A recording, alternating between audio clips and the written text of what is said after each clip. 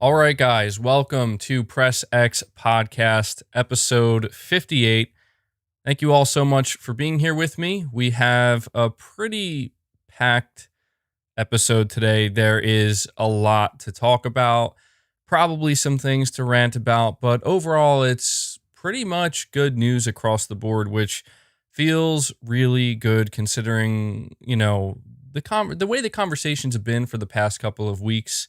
When it comes to PlayStation, I think that we can all agree this past week in particular was a very positive one, a very strong one. And some people might think that my title for this podcast is a little bit aggressive today. Pretty much me saying PlayStation reminds everyone why they are on top. But I do feel that there is certainly some truth to that, and I'll explain why.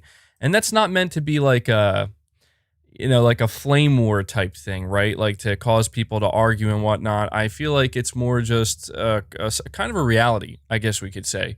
So yeah, we have almost 400 people here already, which is awesome. So once again, thank you guys so much. Please do me a big favor if you are here live or if you are watching after the fact, please hit that like button as it really helps the channel out significantly, and it helps the stream. Devil Shooter, you're saying last week YouTube wouldn't let me post the timestamps. Returned error.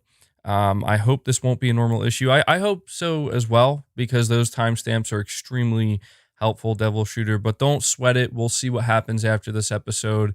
If that's a problem we run into, then I guess we'll just have to figure it out after that, but appreciate what you do anyway, man. So we do have two super chats right off the bat that I have to acknowledge. So this is, I think, Devakin. You're saying PlayStation paid Epic for showing off Unreal Engine 5, and they aren't even touching that engine with any AAA games of their own. I'm on troll mode today, MBG. Happy Sunday. Well, thank you for the happy Sunday. Thank you for the super chat. Yeah, I think that what Sony's doing with Unreal Engine 5 and Epic Games goes beyond what they plan to do or how they plan to utilize it potentially with any of their first-party games. I think that this is pretty much a big third-party play. Unreal Engine is a very, very big engine, very prolific. It's widely used. So Unreal Engine 5, there's going to be a ton, an absolute metric ton of games that are going to be developed with Unreal Engine 5. And so the fact that Sony's basically trying to get buddy-buddy with Epic and be like, well, why don't you start creating more of your engine around the PS5, around I/O throughput, around speed, and kind of get away from that traditional type of stuff. That's my thoughts on that. But we also have Solid Snake saying, Devakin, thanks for the donation, bot. You're here just to troll. If you had a PS5, you would be enjoying games, LOL. So basically a response. But I appreciate the super chats, guys. So yeah, before we dive into today's topics, also, I just want to let you know there's a couple of things I got to go over first before we dive into the topics. First of all, my last stream, there were some technical issues. I don't know why. You're saying, I hope MBG only answers super chat questions. I have used super chat many times on the channel, but I can't every time. It's difficult for me, man, because there's a lot of topics I have to run through, and I am limited in the amount of time I can. Like, I can't do a 3.5, 4 hour podcast.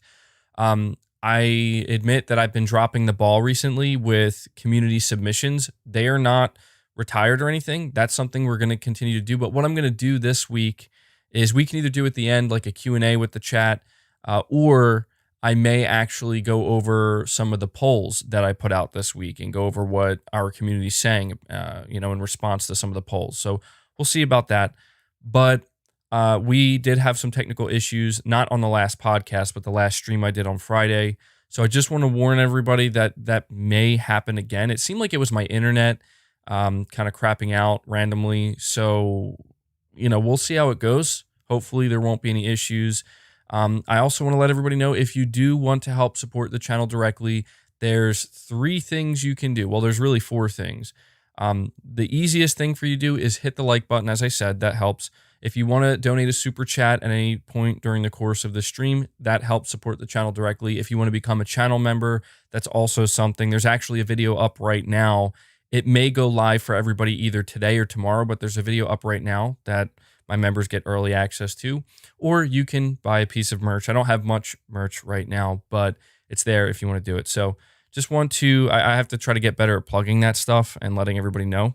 But I'm going to give a shout out to my members right now. I want to ask the chat, for anybody who is in the chat right now that is a channel member, please let me know what you think of this. I did get a suggestion that maybe I should rename the member tiers to something along the lines of the all right guys, because that's kind of what I say, right? All right, guys. So for the members that are here right now, or for those who are going to listen after the fact, tell me what you think about that, because right now it's Greatness Awaits, Play Has No Limits, and Play Has No Limits Plus.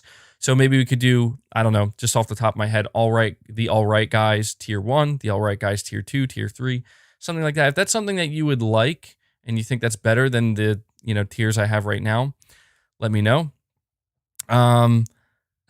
No, it will be called the alt-right guys. Yeah, that's true. I did think of that as well. Some people might, that's one reason why I was thinking about maybe not doing it, is because people will probably call it the wrong thing, the alt-right guys, right? the alt-right guys, tier 1, tier 2, tier 3.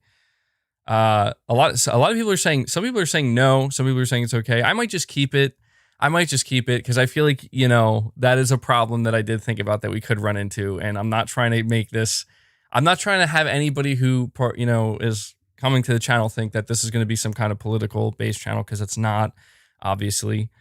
But anyway, here is a shout out to the Play Has No Limits Plus tier. You guys are awesome. I really appreciate you going truly above and beyond to support what I do here. So shout out to Junior Jackson, Samuel Payne, Josh Z, Chlorine Caploni, Matt Wheatley, David Gaines. Thank you guys so much. You're asking, when are we getting some MBG rant juice? I am actually working on that with the guy, Rick. He's helping me out. He's doing I'm trying to get some merch out for the launch of Returnal, but having a rant juice mug is part of that. So stay tuned for that. A big shout out to the Play Has No Limits tier. You guys are awesome as well for helping support the channel directly. So big shout out to Brandon Chad Perez, Alpha Azer, Adrian Pollard, Sayin JT, Big Norman 0518, Tyson Webb 509, Shaky Shako, Space Gambler Jr., Sir Speaks a Lot, Jeffrey Hicks, Rune Gasoden, Whiskey Gaming, and Ryan Butcher. Thank you all so much once again. Really does help tremendously.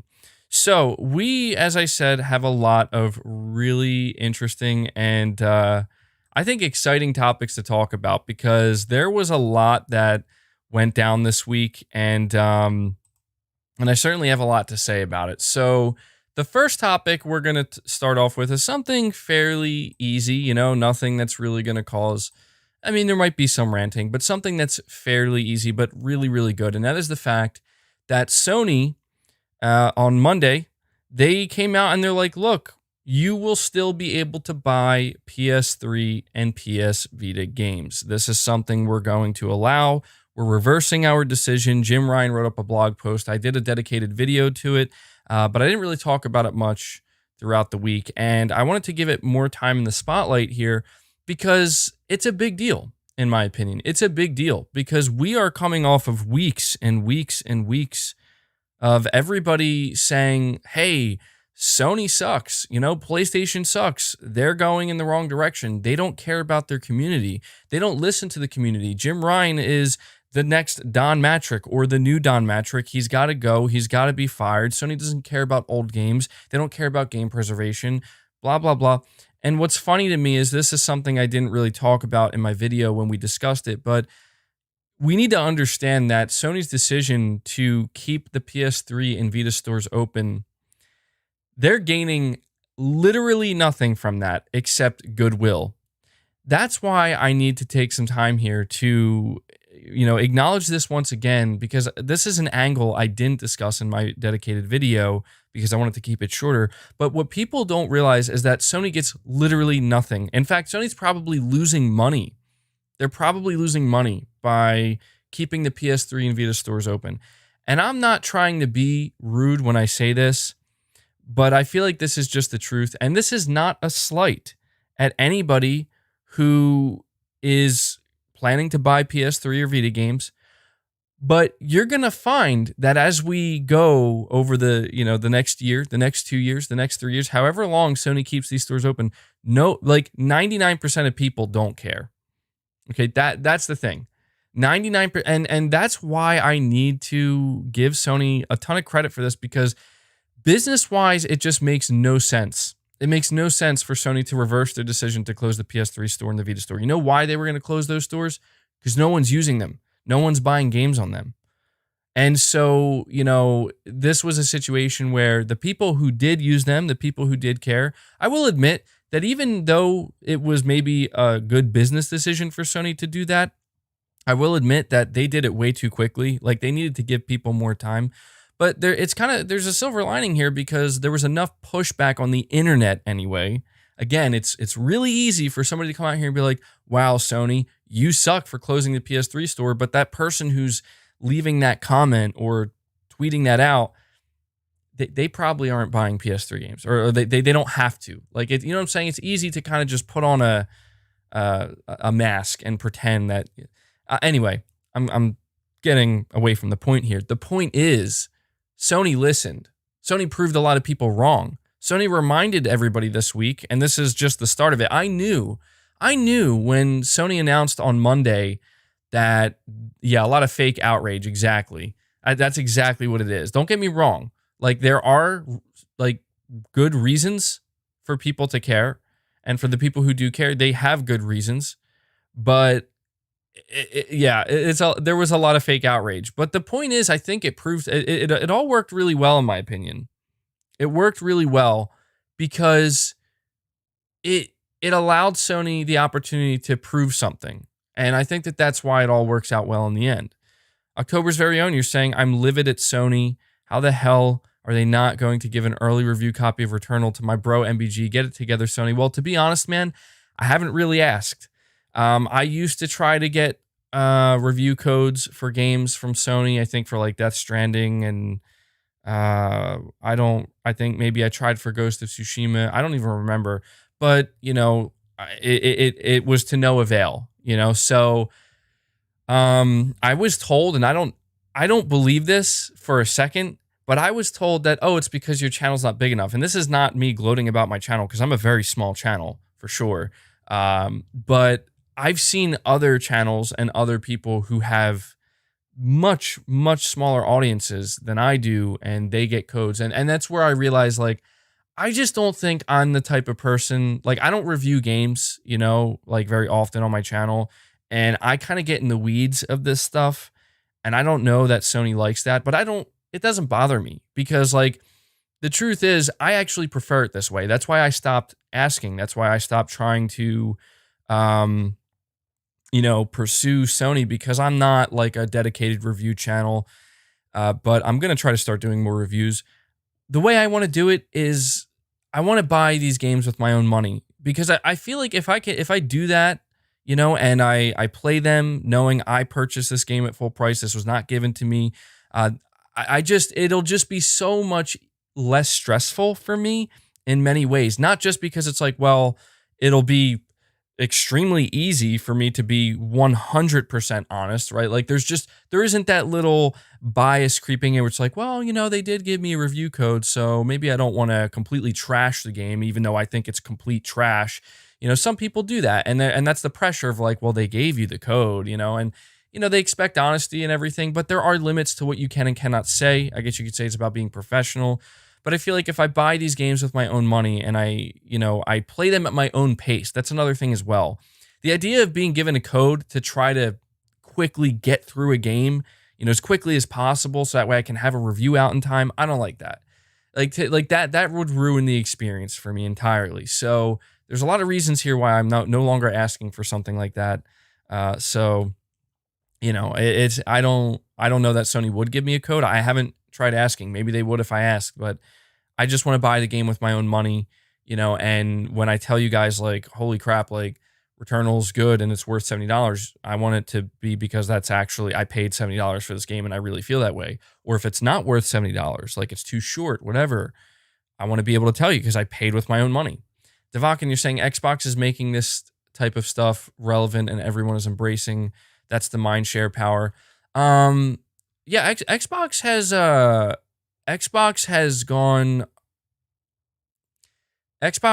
done a lot recently to gain mind share and to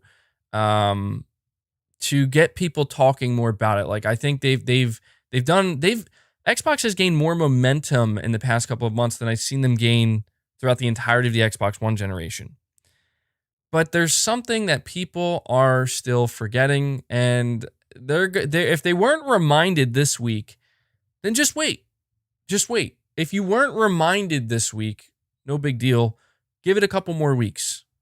Over the next 6 to 8 weeks, you're going to be reminded. And everybody, trust me, just be patient. That's all I'm saying. Anyway, just to get back to talking about the store, and I'm not going to talk about it too long because, again, it's not something that impacts me too much. But as I was trying to say, thank you for that donation, Primal Plasma. I appreciate that. What I was trying to say is that this gave Sony the opportunity to prove a lot of people wrong and also prove to the PlayStation fan base that we listen and we do care. And, if Sony really was purely just business oriented and Sony really was just, hey, we only care about numbers. We don't care about the cries online or anything. If they really were just like that, they would not have reversed this decision. Because I'm telling you, they're not gaining anything but goodwill by doing this. And I knew that when Sony revealed this or announced this on Monday, I knew it was going to be a news-filled week for Sony, because Sony never announces anything on Monday. And if they're announcing something on Monday, it's because they're trying to clear their way for other announcements that are going to be coming later on. Leo, you're saying PS Now plus PS Plus plus PS3 and Vita store on PS5 charges you $120 a year. Call it PlayStation Premier. All proceeds go to new games and infrastructure. Check and mate. Yeah, I think it's safe to say that Sony has things in the works. I mean, one of the things that Sony's already been doing is just absolutely killing it with PlayStation Plus. It makes games with gold look like a mockery. Honestly, it really does. But I don't think Microsoft cares about that because they're like, well, we have Game Pass. And everybody's like, oh, Sony needs a Game Pass competitor. Sony needs a Game Pass competitor. No, they don't. They don't. If you're somebody who is angry at Sony because, well, you're not giving me as good of a deal as Microsoft, that's a very weak argument, because what Sony cares about is not giving you the best deal. What Sony cares about is giving you the best bang for your buck in terms of quality. And that's like going into a high-end steakhouse and buying the most premium steak on offer, the highest quality meal that they offer. And then when the bill is like $100 or something, or $75, probably more than that, honestly, depending on where you're going. Like if you're going to like a really nice place, you're going to definitely pay for it. But you're getting a full course treatment here and a high-end steak. That's like somebody getting mad being like, well, how come you're not charging me the same price as McDonald's? Like, what do you mean? Like, why do you think we're not? Because that's not what we do. That's not what we provide. If you want a McDonald's burger, you go to McDonald's to get that burger, right? Now, here's the thing. I am not saying that I'm not trying to insinuate that this means Microsoft will never be able to offer like a steak meal in their Game Pass, because they probably will, right? And in some cases, maybe some people believe they have already with like Forza Horizon 4 when that launched in the Game Pass. Like that's a premium game, and I agree with that, But it's just a game like Returnal, for example. Why is it that we see a game like the Medium aligned with Xbox? We see a game like the Medium. Did the Medium launch into Game Pass? I don't remember if it did. Let me know in the chat. I feel like it did.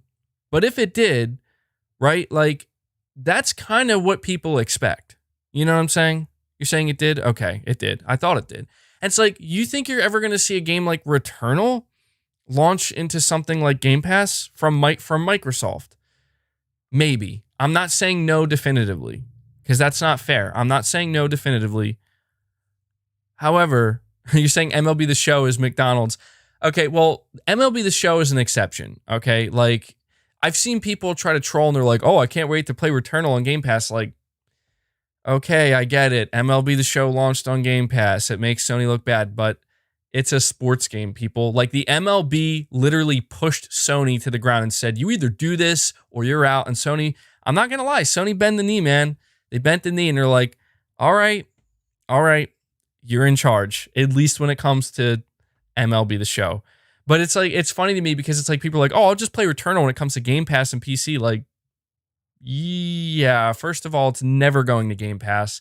Second of all, if it ever does go to PC, it's going to be years from now. It's going to be years. If there was ever a time for Sony to release a game like Returnal on PC, it was now at launch, not a couple years from now. It may come to PC in the future, but there's a good chance it might not. So I'm just saying, you're not going to see a game. Like, if you notice the way people are talking about Returnal, it's the conversations about how good the game is, how high quality it is. And we're going to talk much more about Returnal later on. I have a dedicated video that's going to be releasing on it as well. But there's a reason why you see a game like Returnal priced at $70. And I know that not everybody's sold on the $70 price tag, which is fine. But I think we can all agree that it's no medium, right? It's no medium. And that's the truth. And I've seen people basically comparing Returnal to Halo Infinite, and I'm like, that's sad, dude. That's sad. Like, that's really the conversations we have to have, where we have to compare Housemarque's first AAA game to Halo Infinite. And I see the comparisons. I remember I made fun of Halo Infinite a little bit when we saw the gameplay reveal last year with the whole Craig meme thing and all that. And at the end, I don't know what the guy's name is, but he's like the big bad guy at the end of that gameplay demo where he was going on a big tangent. And everybody was kind of making fun of him because they're like, why does this dude look like, Xbox 360 era graphics? And I put an image of Celine from Returnal next to this dude, Atriox, I guess his name is. I don't know if that's his name. And I was like, dude, Returnal looks graphically better than Halo. It looks better than Halo. And I'm just like, yeah, this is why. This is why, man. I'm tired of hearing the BS, man. Like, it's Game Pass. Like, but what about the damn games that are launching in the Game Pass? Outriders, that's great. That's fantastic. That's awesome. People are still buying it on PlayStation, though, and Xbox. They're buying their games. MLB The Show, okay, you got one on us. Take it. It's a baseball game. Like, take it. Other than that, it's like, I don't understand. Anyway, see, you guys are already getting me ranting. I got a couple super chats here. So, the Caped Crusader, you're saying, I'm going to give Returnal a chance as should most PlayStation fans. This is how game franchises elongate. If we don't support it, it might be Days Gone 2.0. So to talk about that for a second, I'm sure you guys saw, what was it? I think it was this past week. Maybe it was last week. I got to minimize this chat. I can't remember. But John Garvin, who was previously the studio head of Sony Bend, he basically came out and he said, if you love a game, buy it at full effing price. And dude, people lost their minds. Again, a bunch of fake outrage. Like, who cares? First of all, he's entitled to his opinion. If you think his opinion's bad or dumb, that's fine. But just the outrage I've seen people have, it's like, again, it's like they're looking for anything they can. I agree. His comments were certainly more aggressive towards the consumer. But if you really think about what he's trying to say, he's not wrong. Okay, I admit that it's like, well, how do we know if we love a game? My stance is he shouldn't have said if you love a game. Because the truth is, we don't know. I didn't know if I was going to love Days Gone, before I played it. I don't know if I'm going to love Returnal before I play it. If he had said, ready? If he had said, if you believe in a game, go buy it at full price. If you believe in a game. I feel like that slight change in how you word it makes all the difference, because suddenly it clicks and it's like, you're right. I don't know if I'm going to love this game. I don't know if this game's going to be good, but I believe in what I'm seeing. I believe in this game. Now I'm going to go. That's how I operated with Days Gone. A lot of people didn't believe in that game, and I'm like, I believe in it. I'm going to buy it day one. Same thing with Death Stranding, dude. Death Stranding's the biggest example of a game that people didn't believe in, and there was a lot of doubt. And I'm like, you know what? I believe in it. I believe in Kojima. I believe, because I'll tell you, the gameplay didn't sell me. I'm going to be real. Like, I was nervous about the gameplay, and I'm like, you know what? There's probably more here than a short 10-minute gameplay demo can reveal. And I've played Kojima's games, so I believe in it, and I'm going to take a chance. And I paid full price for that game, and I absolutely do not regret it. I spent over 110 hours in Death Stranding and platinumed it. And I feel the same exact way with Returnal, where I believe in these games, and I'm tired. I'm tired of this whole, well, I need to try it before I buy it. Like, dude, I'm sorry. Game Pass is making gamers entitled. It really is. I'm not saying it's a bad deal. It's great, and Microsoft can afford to do these things. But it's just like, I don't like this direction we're going in, where it's like, well, now we have to, like, everybody's saying, well, why can't I just try Returnal? Because that's not what they want you to do. They want you to look at the marketing. They want you to watch the gameplay. They want you to read the previews and watch the previews. And they want you to see that there's something of quality on offer here that's worth the price of entry. That's what they want. Now, granted, I don't think that there would be anything wrong with a small demo for a game like Returnal. But, I'm just saying, it's like, you're saying you're acting like demos don't exist. No, look, I understand demos exist. I'm just saying it's like, it's just it's not necessarily about not having a demo or being able to try it early. It's just the mindset that it's creating in the gaming community anymore, where it's like, it's conditioning people to where it's like, well, we're going towards a future where we're not going to buy games anymore. Eventually, right? Like, that's the insinuation. And I'm just like, well, I mean, I get it. I get it. Like, it's a fine line, because, should there be more demos? Yeah. Is that, like, maybe that's a really great benefit of Game Pass, where it's like, well, you can try before you buy. Also, I have a couple of super chats I got to get to here.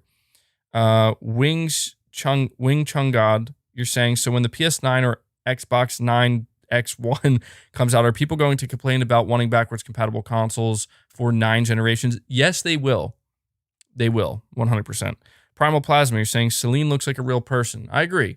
Yeah, dude, what's up with people complaining, oh, she's an ugly female? Like, who cares, dude? Like, just play the damn game. Like, what the you're not looking at her face. You're not looking at this. She's in a freaking spacesuit. What is wrong with people? This is the kind of stuff where I'm like, I don't understand anymore, like, what's happening, where we're complaining about the way this middle-aged female space cadet who's going to kill monsters, like, what are we doing here?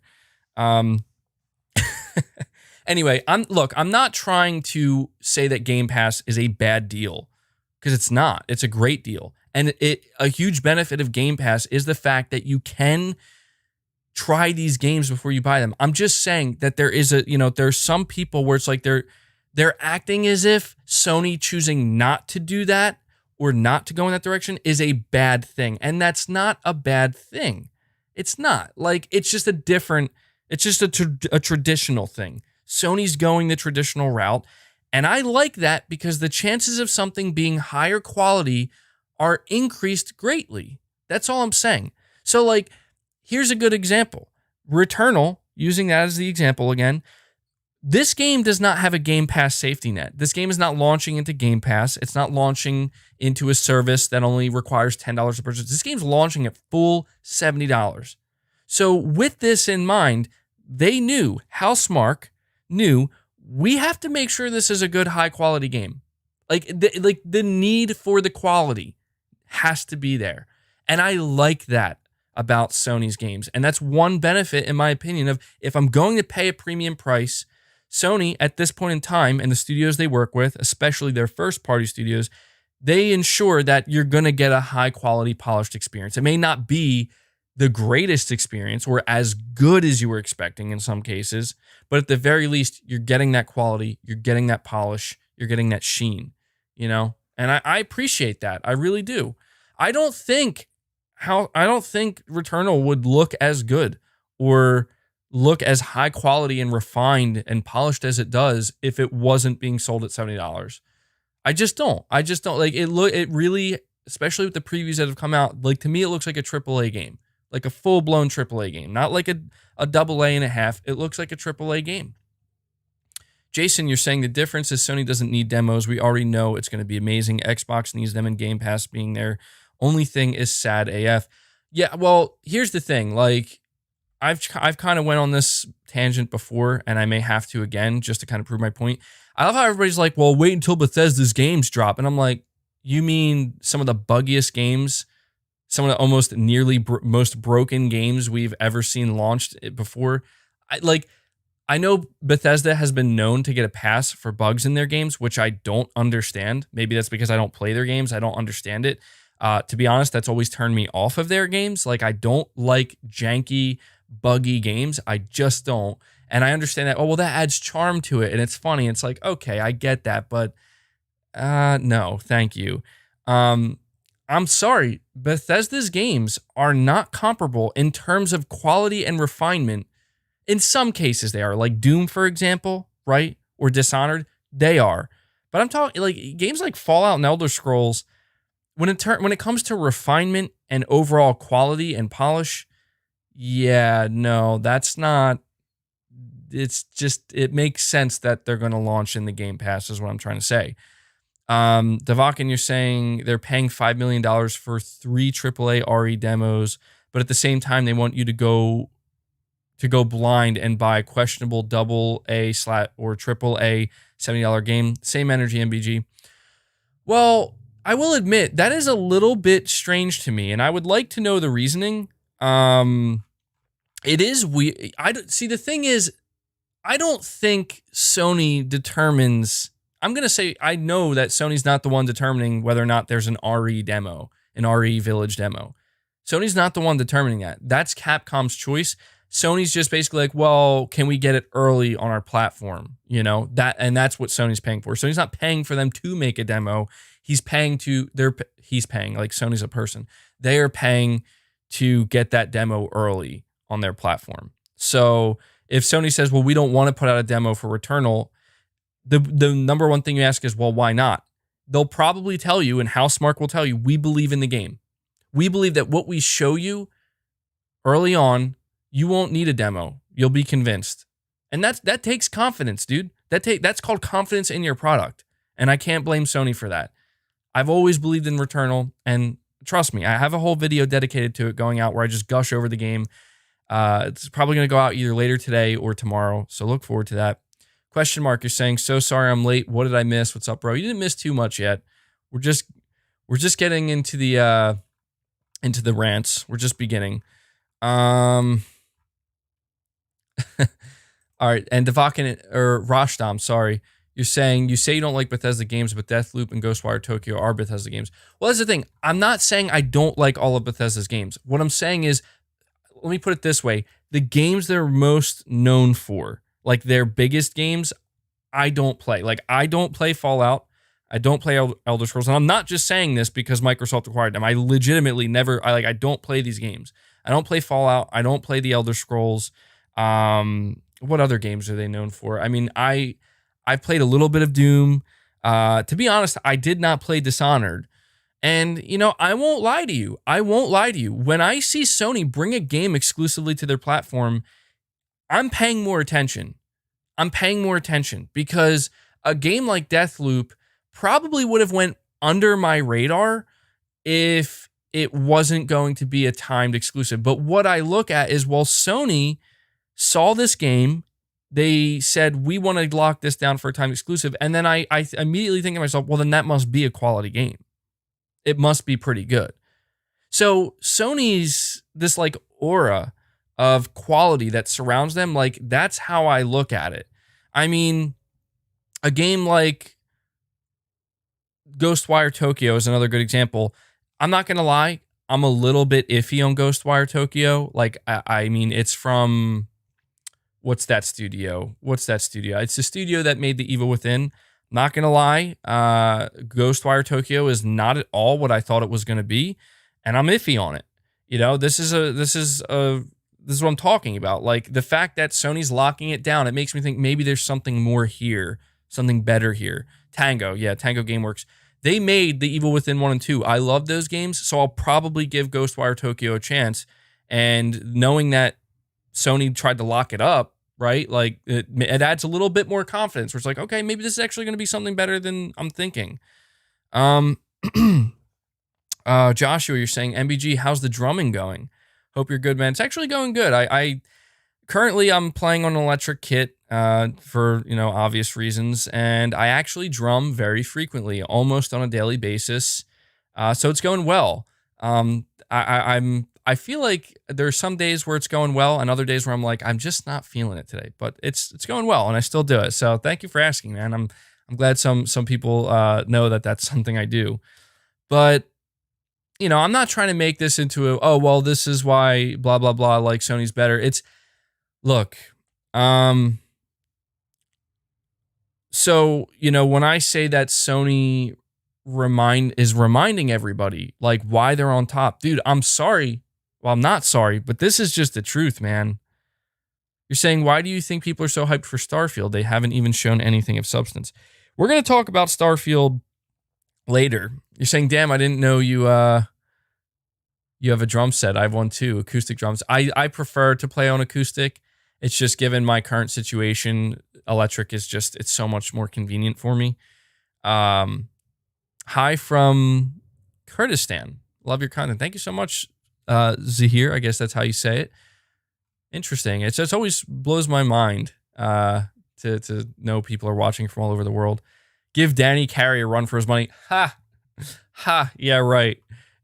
Not going to happen, dude. Not going to happen. Danny Carey, dude, that guy is a legend. And I mean, dude, if you were to sit here and say he's the best drummer in history, I mean, obviously there's a lot of other drummers we talk about and we bring up, but dude, yeah, I could see he's a drumming god, dude. So anyway, Joshua, you're saying, Joshua Brungart, I guess if I'm saying your name correctly, sorry if I butchered it. You're saying, fun fact, Celine in Returnal is played by Gwendolyn Christie, who was Brienne of Tarth in Game of Thrones.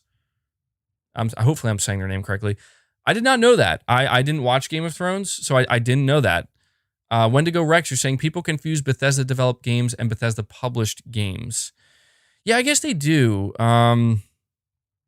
Saying Buddy Rich, probably the best drummer in history. Yeah, I don't know, man. John Bonham, for me, I don't know, man. I mean, there's Neil Peart, but I think of John Bonham. Huge Led Zeppelin fan. So, the thing is, just really quick, we're going to get right back into it. But when it comes to drumming, I'm like not an expert or anything. Like, I just play by ear. Like, I basically just have a natural talent for it. So I don't really, like, I don't know how to read music. Like, I don't know the intricacies of, the technical aspect of drumming. I basically just play by ear, just to make that clear. But anyway, all right. So here's the thing. When it comes to a game like Returnal, I just feel like, do you remember how everybody was trying to hype up the medium and they're like, oh, the medium, like this is going to be Xbox's first big game. Dude, I'm sorry. Like, and this is nothing against Bloober Team, but I looked at that and I'm like, I'm not, like, even as somebody who's a fan of like, horror games, I'm like, I'm not feeling this. And it's not because it's not coming to PlayStation. It's just because like people were like, oh, dude, you're only hyping Returnal because if it was a PlayStation game. Dude, not true at all. If Returnal was being marketed for Xbox right now and it wasn't coming to PlayStation and it was Xbox who just dropped these previews, you better believe I'd be talking about it first of all, and I would be trying to buy a Series X to play it. End of discussion. It's not a matter of, oh, well, this is just a PlayStation game. No. And that's the thing. There are going to be games that Microsoft releases at some point that I'm gonna want to, like Hellblade 2, for example. I'm gonna buy a Series X to play Hellblade 2, and I'm gonna talk about that game on my channel, because that's a game that, in my opinion, it looks like it's gonna be really good, and I loved Hellblade 1. So it's not, oh, well, it's not releasing on my platform of choice, so therefore I don't care at all, or it is releasing on my platform of choice, so now it's the best. No, you're right. Like I don't really play Bethesda games, but I'm more willing to give a game like Deathloop a chance because I have to question, well, why did Sony want to get this on their platform, right? And basically what Sony's doing is they're introducing me to some of Bethesda's games that I otherwise probably would have not been paying much attention to, So it's like when Sony brings a game to the table and Sony brings a game to their platform exclusively, I'm going to pay attention to it. Doesn't mean I'm going to love it, doesn't mean I'm going to like it, but I'm going to pay attention at the very least. That's just how much I believe in Sony as a publisher, where it's not like everything they release is gold, but a lot of it is. And so enough of it is gold where I'm like, I'm going to pay attention.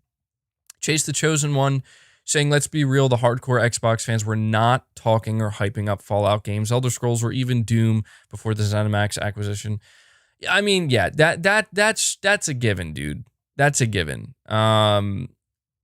It's like, I'll give you a good example. Okay, so like Square Enix, a lot of Xbox people they're not talking about Japanese games in a big way.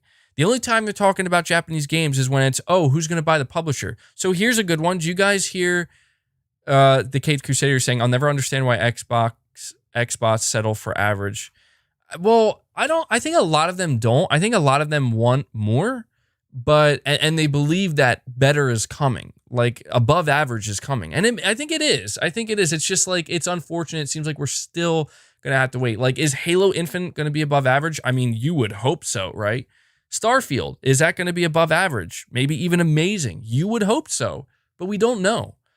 I mean, I'm not feeling very confident in Halo after what we saw last year. I'm just not. Not that I'm a Halo fan, but I'm just like, I thought it was going to be better than that, Who's to say Starfield won't go the same way? We don't know. We'll have to, you can have confidence in it. You can doubt it. And I'm one of the people, I doubt it. Press X to doubt. That's me for when it comes to Xbox. But if they actually show me something where I'm like, okay. So like State of Decay 3, for example, they showed that game last year, but do you know why I'm not excited about it yet? Why I'm not really talking about it? Because what did they show? They showed a CG trailer. I don't know what's going to happen. I don't know what that game's going to be like. But if it ends up anywhere close to what I imagine, what I want it to be in my head, and that's what we get, then I will hype that game up and I will talk about it. But we got to see it first. That's all. Question mark. You're saying, and that's what I said in your last podcast, is that I'd rather have a gaming company that takes risks like Sony than keeping it safe, letting their games go to Game Pass like Xbox. Well, that's the thing, man. Like, I don't know how much developers view Game Pass as a safety net, and I don't know how much Microsoft plans to leverage that as a safety net. All I know is I know human nature. I know human nature because I am a human and I've been on the planet for a pretty decent chunk of time, and I know human nature. And human nature tells me when the risk factor is lowered, it's easier. It's more natural to lean towards comfort and complacency. That's just how it is. Right? When you're not in a sink or swim mode, when you're not in a it's do or die, your chances of delivering your best are reduced. Doesn't mean you can't do good. You can still do great, but It's just when you're in that, like, by risk, you're basically talking about Returnal's either going to kill Housemarque or elevate them to a level they never have gotten to before. That's what a game like Returnal is going to do for Housemarque. And that's why I'm like, you know what? Look at these guys. They went from being like, maybe we should make a AAA battle royale, which would have killed them, to they pivot and they're like, you know what? Sony wants to strike a deal with us. They're going to give us an opportunity. Let's do it. Let's knock it out of the park. And I hope this game sells well, man, because you can tell this is something good and great. And this is Housemarque showing that they can elevate themselves. And I love that, dude. Like, that's what I love. I don't want to see this, well, if it fails, it's only $10 in Game Pass, so it's like, well, you can just try again. It's like, no, come on, let's go. Like, let's see some greatness. You know what I mean? You gotta. That's just how humans are, man. Like, when we're not feeling the pressure, we're comfortable. When you're comfortable, you do things you operate differently. When you're uncomfortable, you also operate differently. You operate more efficiently, and it's sink or swim, man.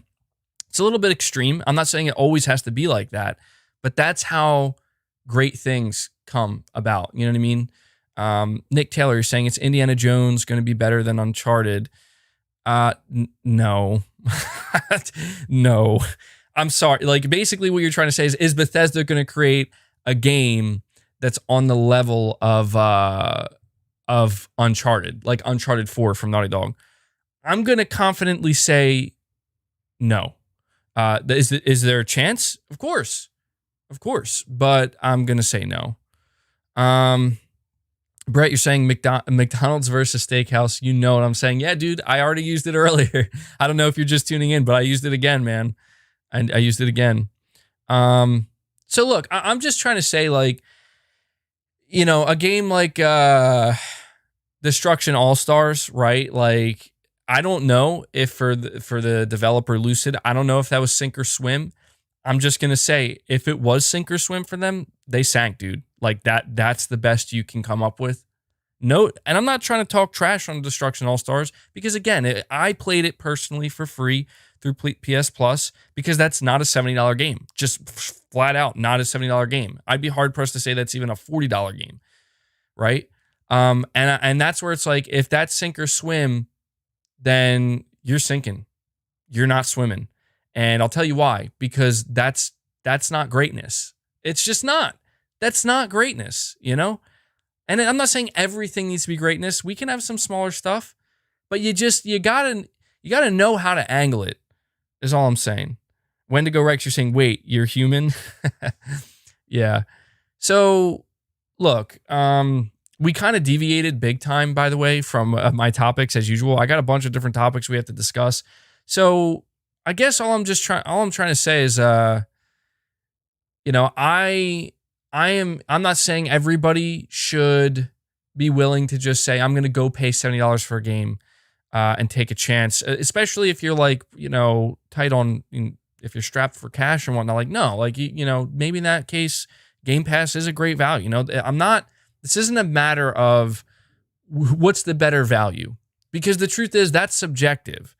To somebody playing a game like the Medium and paying $10 to gain access to that game, compared to paying $70 for something that's much, much, much higher quality, that being Returnal. To some people, that $10 Medium game, is better to them. And that's where the subjectivity comes in. So I'm not trying to say anything objectively right now, because at the end of the day, we all have to choose for ourselves. I'm just saying, for me, I'm gonna take a chance, and I'm gonna say this looks quality. This looks like it may be worth the money.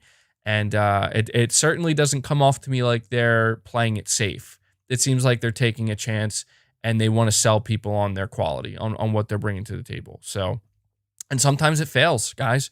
Look at Days Gone. I think at this point we're starting to realize that Days Gone 2 isn't happening because it didn't do what it needed to do to justify its existence.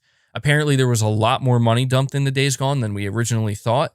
The development of it was a little bit shaky and more difficult, and it just didn't do what it was expected to do, and it was sink or swim. And I hate to say it. I hate to say it because I love Days Gone, but apparently it sank.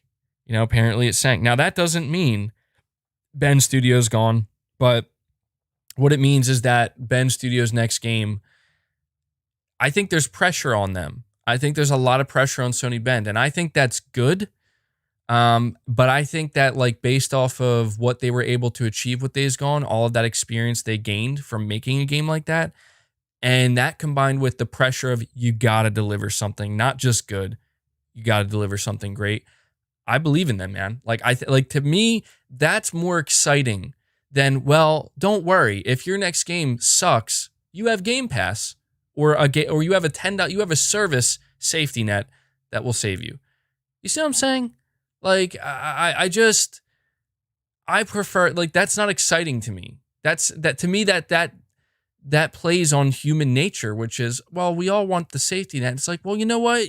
Great things happen when you don't have a safety net. Great things happen when you are pushed in the corner and you got to fight your way out. That's when great things happen. I'm telling you, man, it's anywhere you look, not just in video games. That's how it works. I'm serious. Like, you look at the greatest sports athletes. Do you know why they're the greatest? Because they don't get complacent. They don't get comfortable. In fact, they actively go out of their way to make themselves as uncomfortable as possible. Do any of you guys know who David Goggins is, by the way? Go listen to that guy. That guy will teach you a thing or two about not getting complacent and how to, really push yourself. I'm sure a lot of you know who David Goggins is. Yeah, he is a beast. That's the dude that will outwork you every day, all day, 7 days a week, man. So I look at Sony as the David Goggins of the gaming industry. That's how I look at it. That's why, dude. That's why I was like, Days Gone wasn't good enough.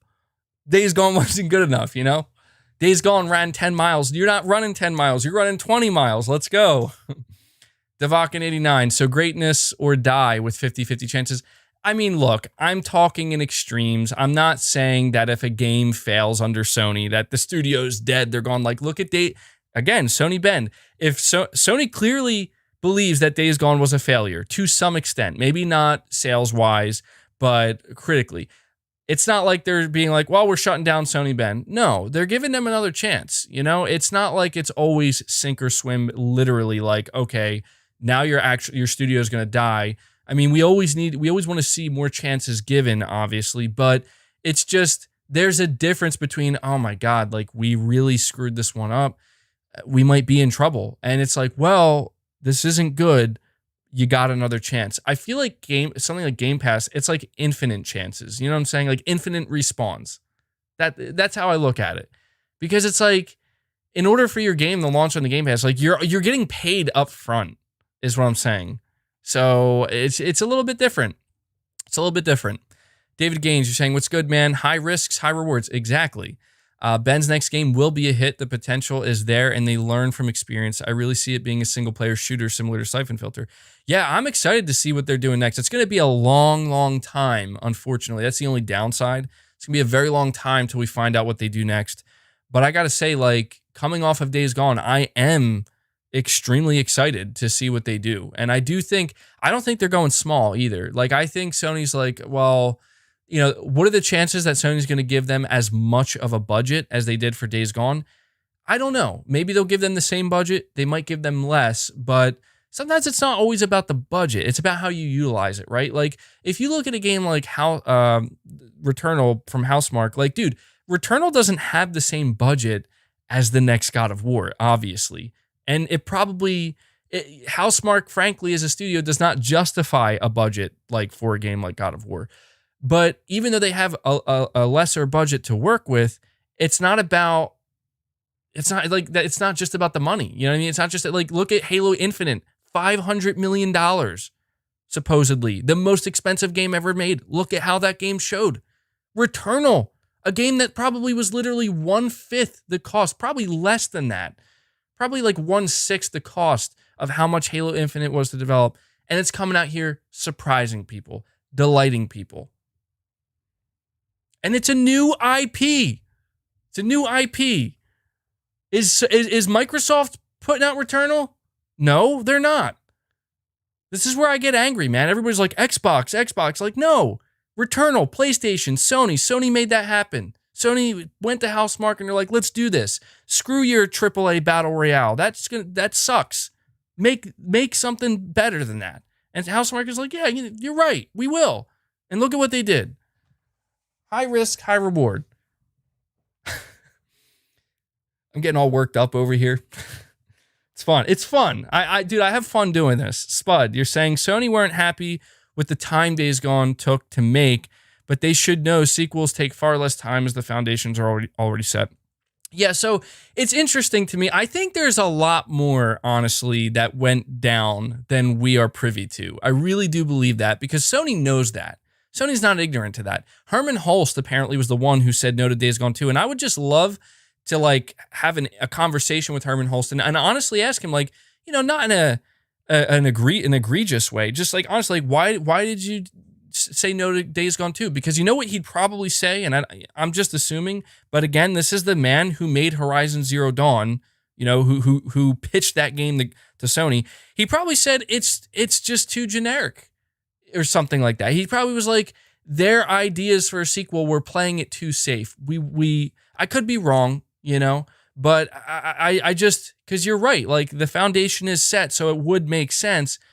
I mean, making a sequel makes more sense when it comes to risk aversion than a brand new IP. So it is weird to think that they said no to Days Gone 2 out of fear of how it might not do good enough to then say, but take an even bigger risk by doing something completely new again. You see what I'm saying? Like it doesn't, it's a kind of an oxymoron in a way. So it's like, if anything, Sony's saying, bend, be more risky. You know what I mean? Like do something even crazier, even bigger and more ambitious. I mean, Herman Hulst recently, and I had a whole stream dedicated, Herman Hulst recently talked about ambition. He made it clear that they're looking for teams, and they're looking for teams to make games that have ambition, that have drive. Like, it's not just about like, well, we want to make a cookie cutter game as a service and make lots of money. I mean, obviously money is at the heart of everything here. Unfortunately, that's just the way it is. But he wants teams with ambition. He wants development teams that are going for something bigger and better and risky. So, I mean, talk is cheap, but we've seen Sony walk the walk, man. We have seen Sony walk the walk. We're seeing it right now with Returnal. Nick, you're saying The Last of Us kind of knocked Days Gone on its ass despite the controversy. The Last of Us 2 is a much better experience. I mean, there were always a lot of similarities drawn and comparisons drawn between The Last of Us and Days Gone. And maybe that was another reason. Maybe they just kind of thought, well, these games are too similar. Ben, you got to do something much different. Like, just no zombies, just something different. Maybe that's what they want to do. It's hard to say. We don't know. We won't know. I mean, look, we're probably not going to be talking, unless there's like some kind of leak or rumor or something or job posting, which there might be. We don't know what Ben's doing next. But what I will say is that I'm very interested and excited for what they're doing next. I know it's not Days Gone 2. That doesn't make me any less excited. I wish by the way, that Days Gone petition, apparently it surpassed 75,000 signatures. How insane is that? That's pretty insane. The Caped Crusader is saying, will Horizon Forbidden West get delayed to 2022? I'm going to say no. I don't know for sure. Jeffrey Hicks, you're saying, I'm still waiting on the We Gotta Talk merch, MBG. Keep up the good work. Yeah, you're right. I got to get more creative with my merch, guys. Thanks for the ideas, though. I appreciate it. I'll probably try to... I'm already putting the Rant Juice one into effect. But keep them flowing. Guys, real quick, before we continue on with this rant, do me a favor, hit that like button. We're already almost at 400 likes, which is awesome. We have over 1,100 people here watching. Hit that like button. We should easily be able to get the 600 likes. I mean, honestly, we should easily be able to get the 900 likes. But if we can get the 600, that'd be awesome. Really appreciate that. It helps the streams a ton. Question mark is saying, is it me or putting your game on Game Pass day one as a slap to the developer? Not saying that it's bad or anything, but it doesn't sit well with me. Well, I don't see it as a slap to the developer. I see it as there are two big positives for developers. Look, maybe I'm not giving devs enough credit when I talk about Game Pass. I mean, I'm not saying that every developer that is developing a game that's going in the Game Pass, they're not all sitting back, taking it easy, saying, who cares if it fails? They're not doing that. All right. I'm being a little bit hyperbolic here, right? The truth is, every developer wants their game to be good. Every developer wants their game to succeed. And the two major benefits that they get with something like Game Pass is this. Obviously, the safety net of you're going to get paid up front from Microsoft, and you get massive exposure. You know, you allow people to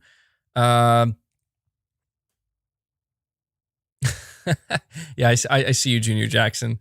You allow them the ability to, show their game off to a lot of people, that otherwise maybe would have never paid attention. So there are benefits. I'm not trying to make it sound like there isn't any upside to Game Pass. I'm just trying to say that for me, those upsides, I'm not a developer, so they're not that appealing to me. What's appealing to me is developers who are under pressure, a good example is this: the next God of War. Do you have any idea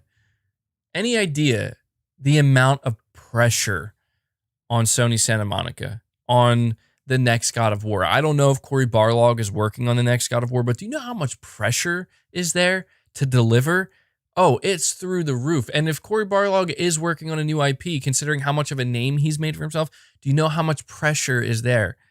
And I'll tell you, and this is the truth, that pressure is going to make or break the next game, because there's no in between. There really isn't. It's either this is going to be better and this is going to surpass what you did previously, or it's not. And if it's not, people are going to be harsh because of the high expectations they have. Again, it's high risk, high reward. That's the name of the game. And if you don't want to play the game, well, there's Game Pass. Shamel 2014, you're saying Xbox has to pay the companies to go on Game Pass. Exactly. That is something they offer. It's a safety. That is the safety net they're offering. We will pay you. And honestly, I don't blame developers, because it's like, well, if it's either go out there and sink or swim, or you'll write us a check right now before the game even launches, we'll take the check right now. I don't blame devs. It's just, this is the direction Microsoft is going in. There's a lot of Xbox fans who say that, well, this is the future, and they're leading the way, and they're the market leader, and dumb stuff like that.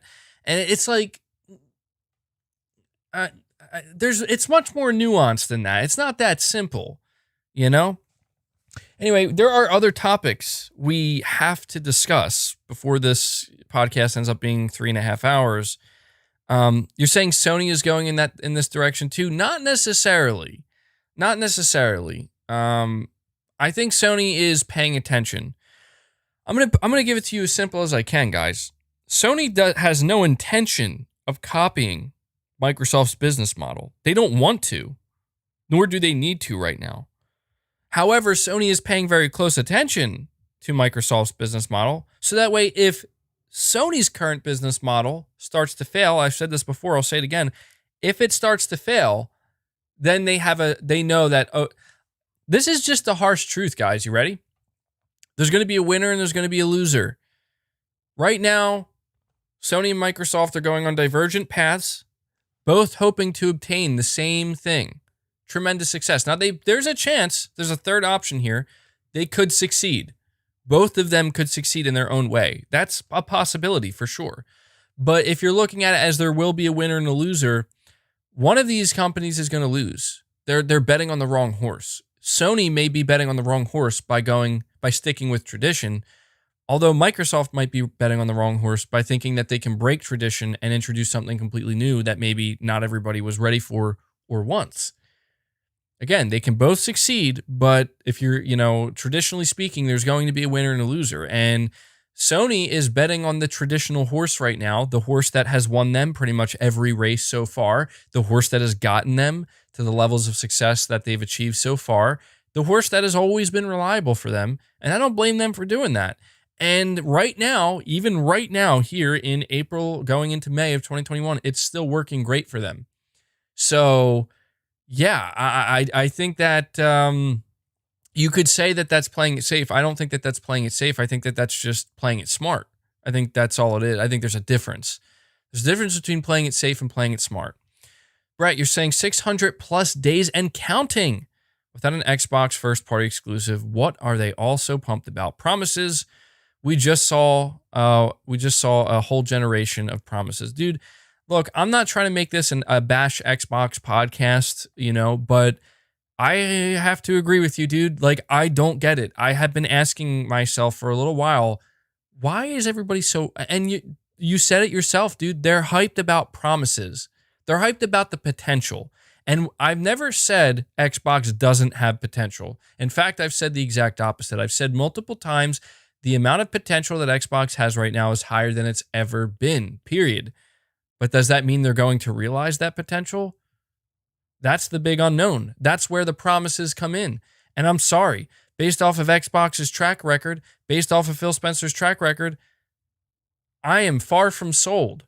I'll give you a chance because, you're dumping a lot of money into hopefully fulfilling these promises, which I appreciate. I'll give you a chance just because of that alone, but I'm not holding out much hope. I'm just not. Okay? Like, Halo, fine. Everybody's saying, and we're going to get to the Xbox leak, everybody's saying Starfield 2021. Like, what have we seen of Starfield that should get me excited? Please tell me. Tell me, is it Bethesda's reputation that I should hang on to? Oh, well, what is Bethesda's reputation anymore? I don't know. As somebody who's never, I'm genuinely asking the chat. I don't know because I don't follow Bethesda. Is their reputation even good anymore? Josh, you're saying diamonds are made from withstanding intense heat and pressure. That's what Sony strives for from its in-house studios. Xbox just wants mass amounts of cheap jewelry.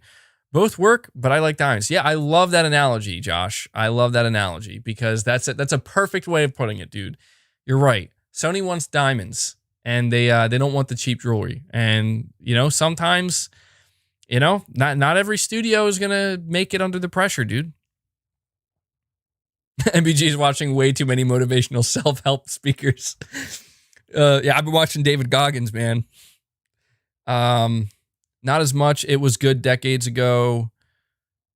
Weren't you a big Xbot? Now you're acting like you were a PS fan your whole life. Actually, believe it or not, I was a PlayStation fan longer than I was an Xbox fan.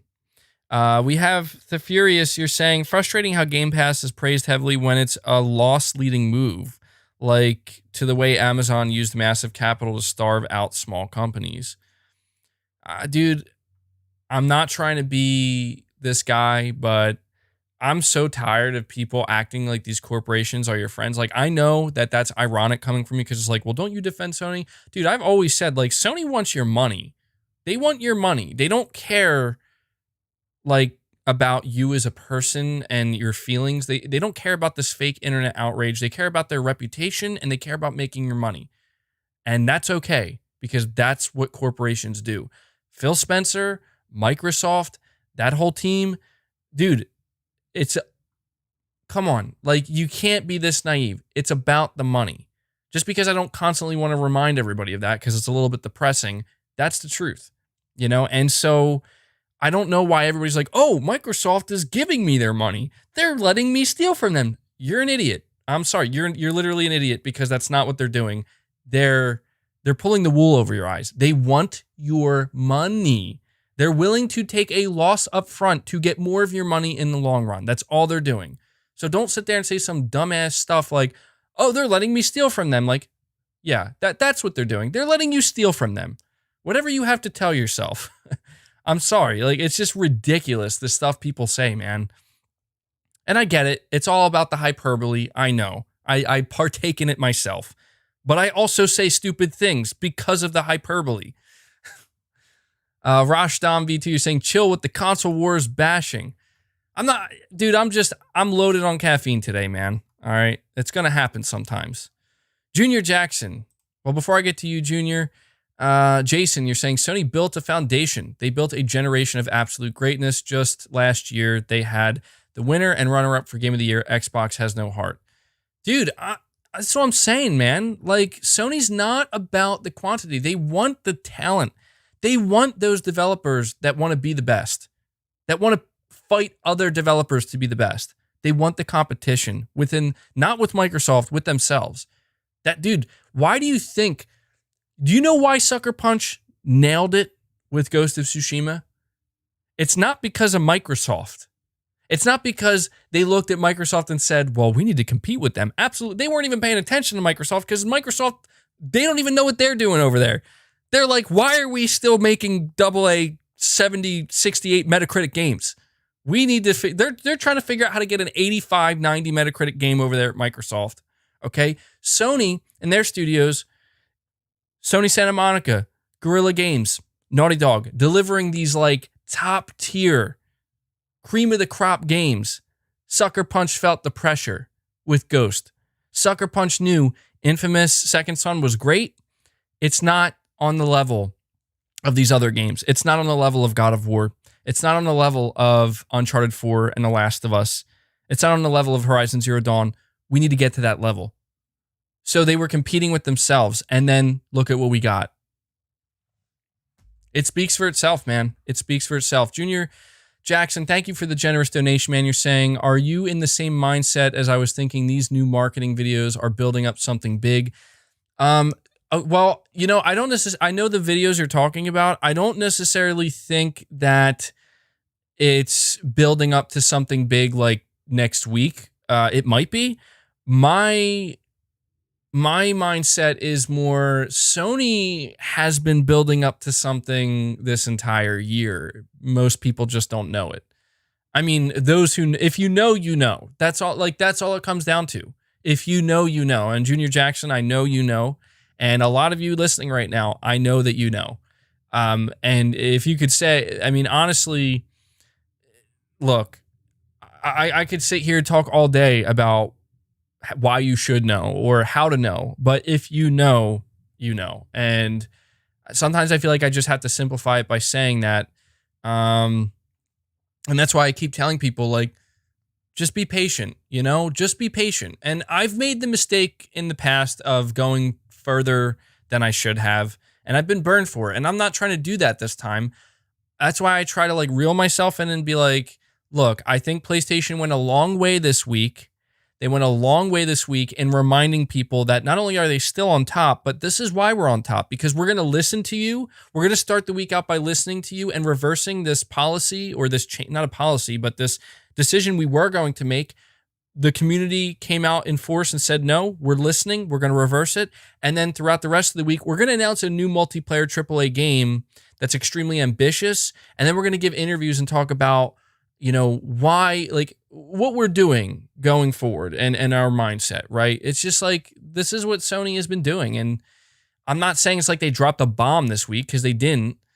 But I mean, they came out and they're like, we just want to remind you we're here. And we want to remind you what we do best. And Returnal, in my opinion, basically was a bomb drop, honestly. A Shorty Faye, you're saying, hey, MEG, trying to become a member. How do I do that? There should be a join button on your screen somewhere. I think it's underneath the video around there. There should be a join button. You should be able to click that. If there's no join button, you might have to go through a direct link. So you can check the description of some of my videos. I put a direct link there. But I know that I don't think memberships are available for every territory. So if you have no way of becoming a member, that might be why. So, all right, there are other topics we have to talk about before this just turns into a, you're saying Returnal was a bomb. Yes, a stink bomb. Dude, what are you smoking, man, is what I'm going to ask. Hellblade 2, Game of the Year 2022. Dude, look, I'm going to be real. Hellblade 2, if it can live up to the potential, has the chance to be a Game of the Year contender. But that's the question. Will it? Will it? I think it could. I have faith in it. See, this is where people, they misjudge me. They think that I'm going to sit here and say Hellblade 2 is going to suck. Sony's going to stomp Hellblade 2. Hellblade 2 isn't going to touch Sony. Like, no. I think Ninja Theory is very talented. I think that they've been working hard to really improve their tech and really put everything into their next game and hire new talent. And I have high hopes, man. If they don't deliver it, that's fine, you know, but I believe in them, you know? Um, Let me see. So Severin, you're saying I don't see the appeal of Returnal. Not talking crap, but never got into those kind of games. Alien Isolation, Left 4 Dead, etc. What is the appeal? Well, I think for Returnal, based off of my understanding, and thank you so much, Shorty Faye, by the way, for becoming a member in the Play Has No Limits tier. Really appreciate that, buddy. Really goes a long way. Appreciate that direct support. Welcome to the channel as a member. But the appeal for Returnal, when it comes to the gameplay, the most important aspect of it, it's a roguelite, you know? So essentially it's a rinse repeat, but it's going to have this addictive quality to it where it keeps you thinking like, okay, just one more run, just one more. I can do it even better. I can do it better this time. It basically creates this like sense of like you want to perfect a run, if that makes sense. So it has that rinse and repeat type of gameplay. And actually, I'm super excited for that. I mean, and I mean, putting the atmosphere, the story aside, I'm obviously very excited for that. But I'm really excited for that because it's like finally a freaking break from the tradition, you know, a break from, you know, the AAA big open world. Because I love those games, but man, like they can take a toll on you when you're playing them back to back to back to back. And it's like, this is going to be something new, you know, something fresh. I mean, it's interesting to me because you're saying it's comparable to Hades. Yeah. It's going to do a couple things slightly differently, obviously, and have its own take on it. But basically, what you need to know, the appeal of Returnal is an addicting gameplay loop that keeps you coming back for more and wanting to keep going over and over again. The fear of repetition. I mean, if you think about it, everything is repetition. Every game is repetition. But the trick is for developers is to not make you notice the repetition. You see what I'm saying? Think about every game you play. And then I'm really think about it. When is there not repetition? In fact, I'd say playing games is pretty much just doing the same thing over and over again. But there's the idea of rewards, of getting better, of improving, you know what I mean? And progressing as well. So all these things have to come together seamlessly to basically not make you pay attention to the fact that you're just doing the same thing over and over again. That's all. Question mark, you're saying, I know that you know that I know that you know that I know that you know. I know. Severin, you're saying, I thought it was like a survival horror game. Gonna have to look into that once again. I was misinformed. Yeah, it's not that. Just go watch. I mean, you shouldn't have anything spoiled because they're only showing off the first sections of the game. Go watch some raw gameplay, man. Like, you'll get a really good sense after just watching 5 minutes of raw gameplay of what the game is. I mean, there is a sense of horror there. There's a sense of mystery and just kind of like this dark tone, which I love. I absolutely love that. But the gameplay is not survival horror. The gameplay is actually the exact opposite. The gameplay is fast, frenetic, you know, just all over the place. Think Doom. Think third-person Doom, basically, is what it looks like. Okay, so some other topics we have. So we talked about the PS3 and the Vita storefronts. Okay, so let's talk about this for a second, guys.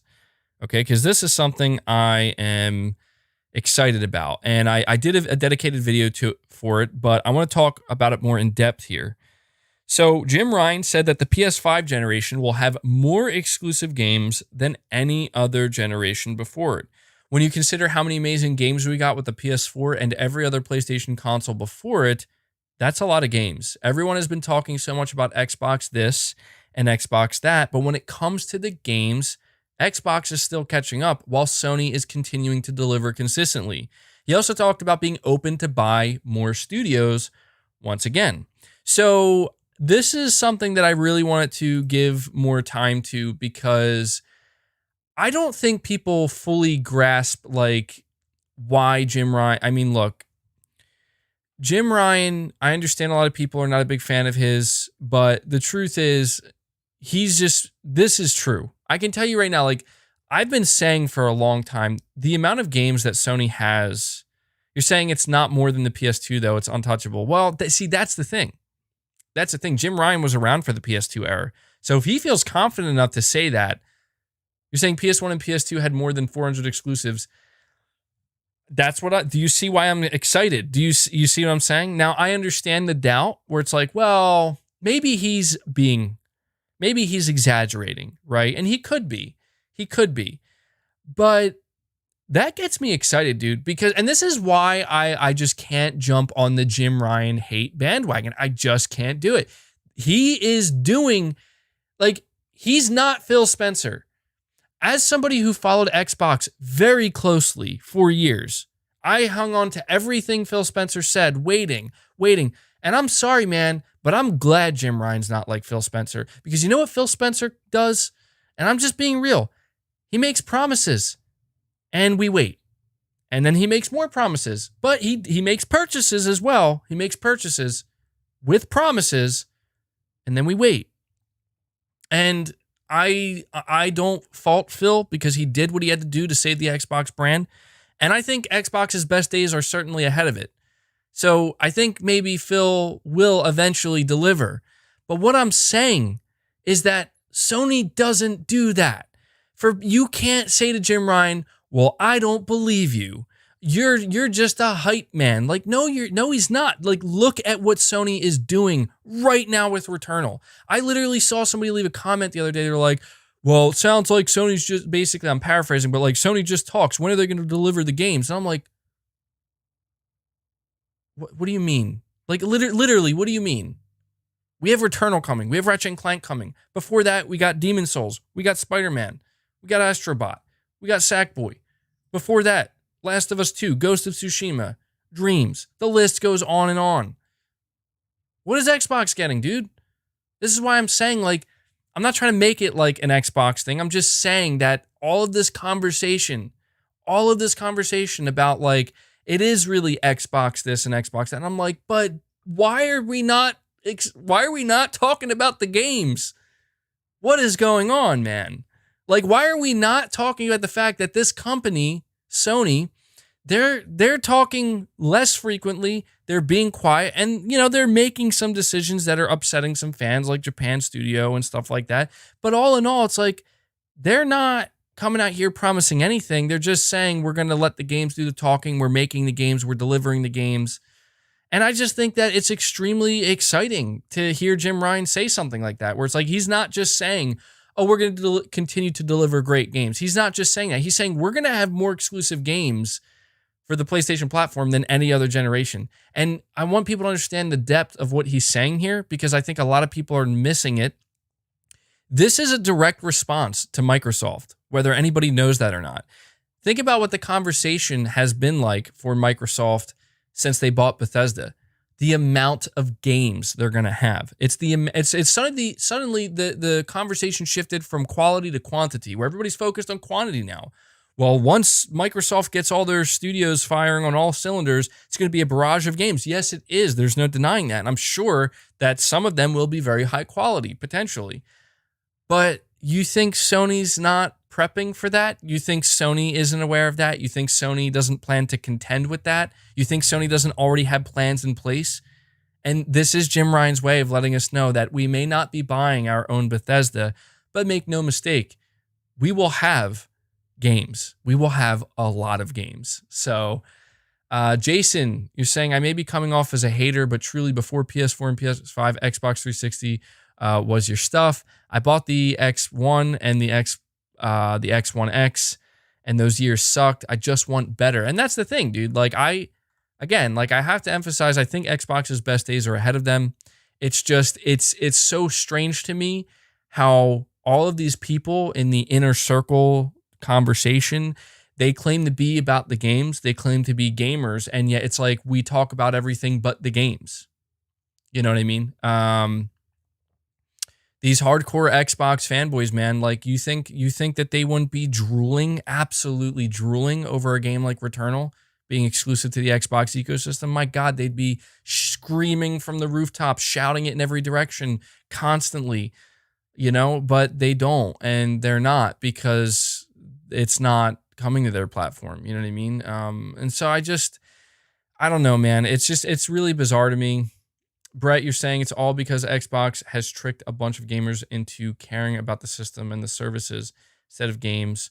Are we gamers or not? Well, dude, that's the thing, man. I don't mean to make this podcast so much about Xbox. It's just, you know, this was going to be a heated podcast no matter what, because of the nature of everything that went down this week, because the nature of just, like Sony finally talked. Sony finally started to communicate. And, as somebody who, thank you for that, Jerry. I appreciate the donation, buddy.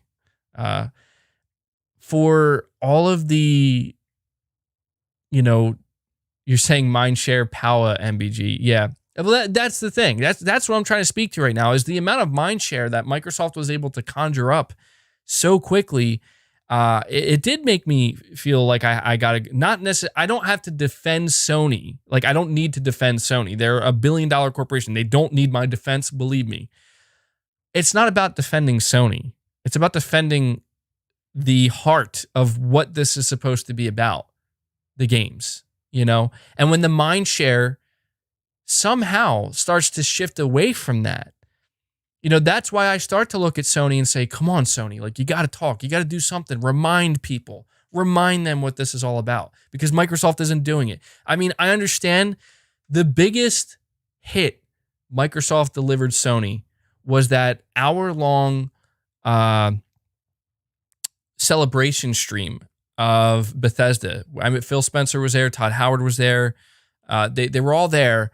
That was the biggest blow they delivered, because that was the closest thing, in my opinion, that Microsoft got to just purely focusing on the games and getting people excited for them. Granted, it's still like, you gotta wait, but they came out and they said, we're delivering these games for you as exclusives, and we're going to have a lot of them. And I just feel like that was like a big moment for Xbox, where it's like, I understood in that moment, like, this is how the momentum shifts. And I feel that momentum shift, and it's understandable because they're talking about games.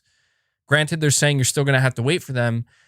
And this is where I like started to think, damn, like, Sony, come on, like, come out here and remind everybody like why you are on top, because you're not on top because of services.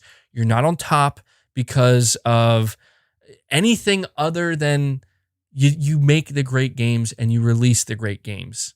That's why you're on top, because of the damn games. And that's why I've been so eager for Sony to come out. And, I feel like this is just the start of the reminder. This is just the beginning. This is just a knock on the door, leaving a note saying, hey, like, it's like, I don't celebrate Sony being on top because they're on top. I celebrate Sony being on top because of why they're on top, because this is how you get there. And they do it well. They do it better than, in my opinion, any other publisher. I really believe that. And I just, people were saying, oh, it seems like you're waiting for the games now. No, I'm not waiting for the games. I'm waiting for people to wake up to start talking about the games, not only that we've received recently, that we're getting now, and then also the games that we're going to be getting later and that Sony's going to show off. That's what I'm waiting for, people to wake up from this, this fever dream of like, basically Xbox daydreaming. Like, we're daydreaming about how good Xbox is going to be. It's like, we're ignoring what's right in front of us. And everybody just decided to go with that. So it was just super nice to have a good week for PlayStation after weeks and weeks of just negativity and people being down and people making it seem like it's just doom and gloom. It's like, okay, I get, like I said earlier, if you know, you know. A Shorty Faye, you're saying, on a side note, people who won't pay $70 for Returnal are the same people who spent $500 on the PS5 knowing that new games were going to cost $70 to support new IP. Exactly, dude. People who are buying the PS5, why do you think the PS5 is... So here's the thing. The PS5 broke the record earlier this year for most amount of dollar sales. Like, basically it made the most money, but it still didn't break the record for selling the most amount of units in the shortest period of time. It just recently broke that record as well. It's officially as of right now, it's the fastest selling console of all time. Now, it may slow down, and it probably will due to supply constraint, or maybe a couple years from now when they peak. But right now, it broke that record. And like you say, a Shorty Faye, people buying this console knowing there's no Game Pass on PS5. There's no $10 gains you access to everything. There's PS Now. But like you said, new games at a premium price. Why are people so okay with doing that? Why are people so okay with buying these consoles in the millions to buy $70 games? Tell me. Sir Speaks a Lot, you're saying, yes, I am late, but let me explain. So there was this goat. Oh, God, I don't like where this is going. On my uncle's ranch, I did not know that if you stare at a goat, it will charge you. I also did not know that they are perfect height for my jewels.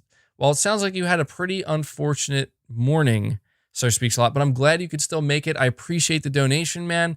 And I also appreciate that we're talking about something different with your super chat, something out of the norm. So thank you for that, Sir Speaks a Lot. Pretty good one, though. You know, it would be really funny if that was actually a true story you're telling. I mean, I'm sure it's not, but it would be great if it was.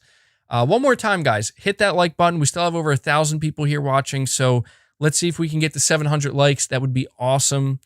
But man, this entire podcast has essentially just been one big rant. But anyway, to kind of summarize this topic we just went over, Jim Ryan comes out and he said a lot of other very interesting things. Go watch my video if you haven't. He talks about cloud. He talks about PlayStation VR 2. But in my opinion, that was the most significant thing he said, because you have to understand when Jim Ryan does these interviews, they're worded very specifically. Like, he's prepared with what he's going to say.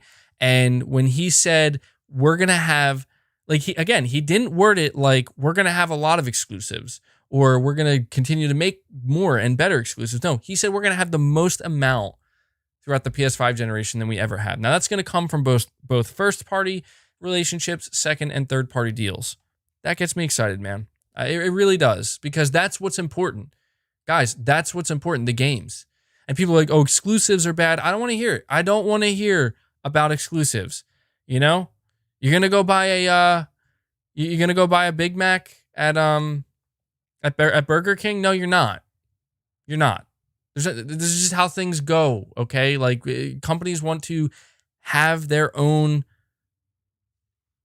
pieces in place to sell their own product. That's just how it goes. So I don't want to hear about exclusives are bad. Like, no, they're not. I mean, there's people who are, they're so idealist, you know what I mean? Where it's like, well, the world would be better without exclusive games. Well, maybe in an ideal world, yeah, there would be just one mega awesome platform that everybody games on universally and every game goes everywhere. That's not reality. Maybe in a different universe, maybe in a different reality, maybe on a different planet somewhere out in the universe, but not here, not on Earth. That's just not how it goes. Devakin89, you're saying PS4 was the best place to play Fortnite, COD, and the best third-person action-adventure games. $100 cheaper, power advantage, and no DRM. Now only AAAs. You're wrong. Dude, you're wrong. You're saying, Devakin, you're saying now only AAAs? What's Bugsnax? What's Astrobot? What's Sackboy? Is Sackboy AAA? What's Destruction All Stars? What's Kenna Bridge of Spirits? What's Solar Ash? What's Sifu? These are all AAA games? No, they're not. Now, if you're saying to me, Devakin, that, well, Sony's not producing from their first party studios smaller games, you'd probably be right. I don't think there's anything wrong with that. And when it comes, I think Sony's going to continue to try. So, okay, one thing I want to mention real quick is a little bit off topic, but you kind of reminded me talking about Call of Duty. Really quick, just to deviate. I'm going to get to these other two super chats in a second. So Battlefield. Okay, a couple things. Battlefield's apparently going to get announced next month. Apparently it's going to be next gen only, which I'm a huge Battlefield fan. That is the most exciting thing I've ever heard. Thank you, Mr. Hamster. You're saying have a nice day, man. I'm trying. I'm already having a nice day, so thank you. So it's going to be next gen only, but apparently, and I think there's truth to this, okay? Apparently, Microsoft secured Battlefield 6 as a day one Game Pass launch. That's huge. That's huge. See, that's what Sony needs to worry about. But here's the thing. Just like I said with MLB, we're going to see how much it matters. Okay? We're going to see how much of a difference it makes. We already saw with Outriders. A lot of people played Outriders on Game Pass, but a lot of people still bought the game and didn't care about Game Pass. Number 3 on PlayStation in terms of unit sales, number 3 on Xbox in terms of unit sales, and number 3 in overall unit sales. So it seems like Game Pass may not actually affect game sales. And I know that Phil said this before, but I think this is important to acknowledge because to me, this indicates that Sony doesn't have to worry about their traditional model. Not that there's any evidence right now that says they do have to worry. I mean, if you listen to the fake internet outrage and fear, they'll tell you there's a problem with Sony's business model and the fact that they're sticking to tradition. But I wanted to mention that because when Battlefield 6 will easily be, if it's true, the biggest game that launches day one in the Game Pass, third-party wise, that we've ever seen. I will be very, very interested to see how that goes down. But I also heard that, and I actually will thank Microsoft for this if it's true. Apparently, that may be one of the reasons why it's next-gen only. Basically, EA was hesitant to make the game next-gen only, but because Microsoft struck a deal with them where they say, we'll put your game, Battlefield 6, in the Game Pass day one, that made them feel much more comfortable about going next-gen only. I will say, like, that, I will thank Phil Spencer for that because that's awesome. We need more of that. We need to convince these devs to go next-gen only. We need to move forward. I know that there's not enough units, and that sucks, but still, we want to see the progression, you know? Chris, you're saying the $70 price arguments are confusing. Just wait until the game's price is in your range, like always, right? Look at Godfall. Dude, that's what I'm saying too, man. Like, I think people, they're just too reactionary. And again, it's all about the fake internet outrage. Like, guess what? You don't want to pay for Returnal at $70. I have great news for you. Give it a couple of months, which really isn't a long time. You'll probably be able to get it at 50 or 40 bucks. Okay, just it's not that long of a wait. That's all you got to do. That's all you got to do. You know, very easy, very simple. Sir Speaks a Lot. You're saying basically what I understand from this convo is that people think PS5 isn't getting games, but we are getting Returnal on Thursday, an exclusive, a new AAA IP exclusive at that. Yeah, it's not a lot of people. Look, there are people who will say, who's saying PlayStation doesn't have any games? I'm not saying that, and I know none of you here are saying that. But if you look, dude, it doesn't take long. Go look around the internet. You'll see very quickly there's a pretty decent amount of people who are somehow believing that. You know, it's Guapzilla, you're saying if Battlefield 6 is day and date on Game Pass, it'll be through EA Access, the same EA Access that is on PS4 and 5. Oh, dude, I didn't even think of that. That's going to be interesting. Because you're right. You are right about that. I didn't even realize, like, they have their own service, don't they?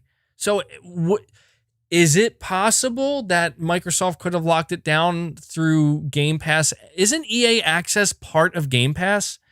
So if that's the case, then maybe Microsoft was like exclusive to us. I don't know.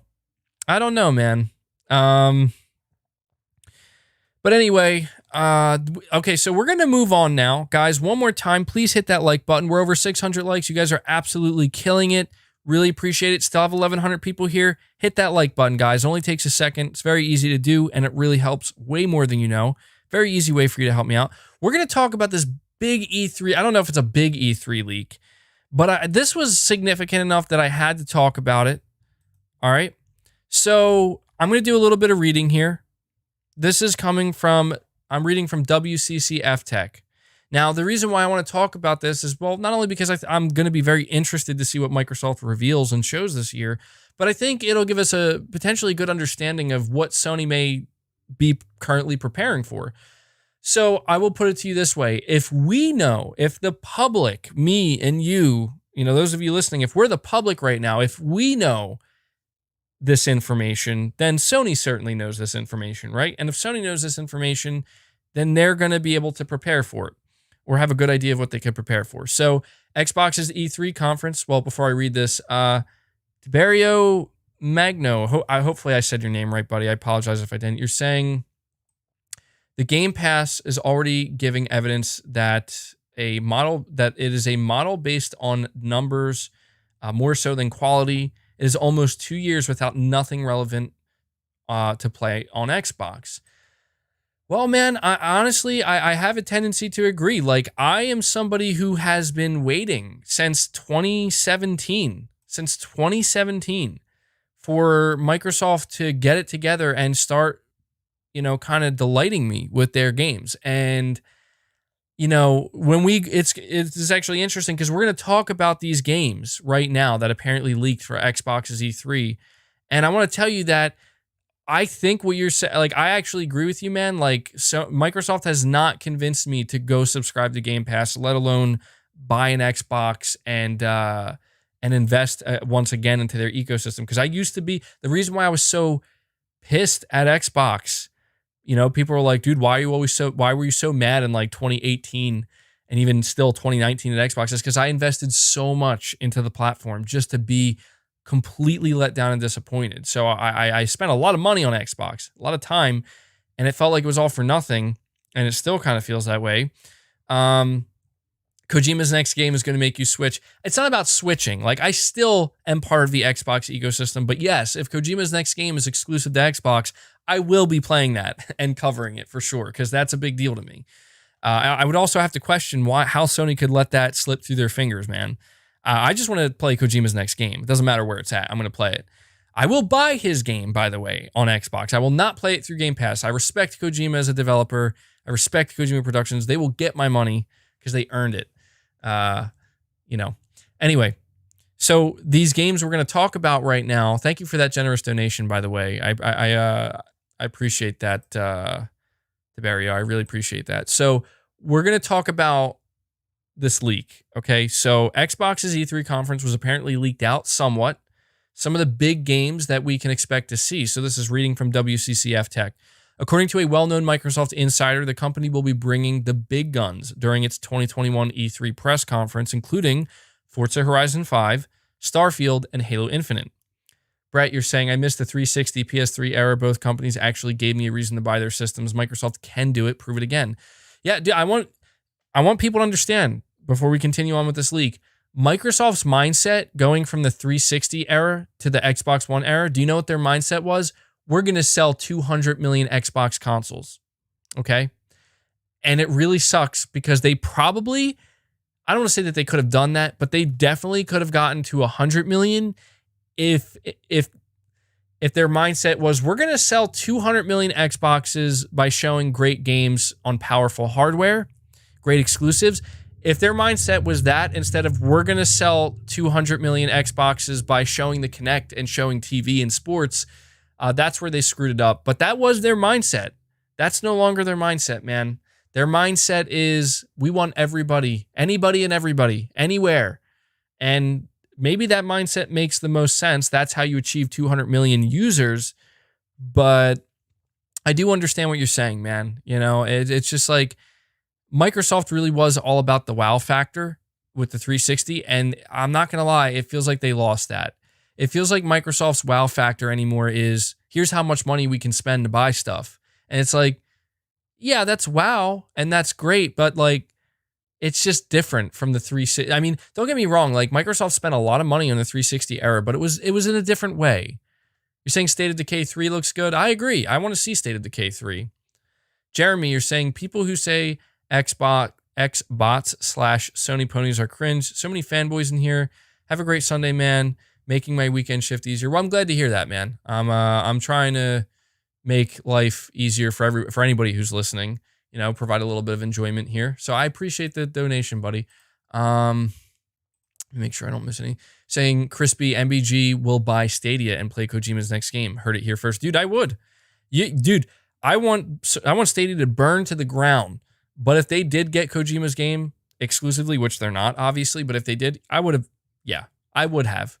Because it's like, I got to play it. It's Kojima, Wait in Bullets, you're saying, hello, MBG, I love your channel, but I have to tell you that there are many people out there like me that don't care if Microsoft has the Game Pass. I feel that Sony just makes the games we want to play.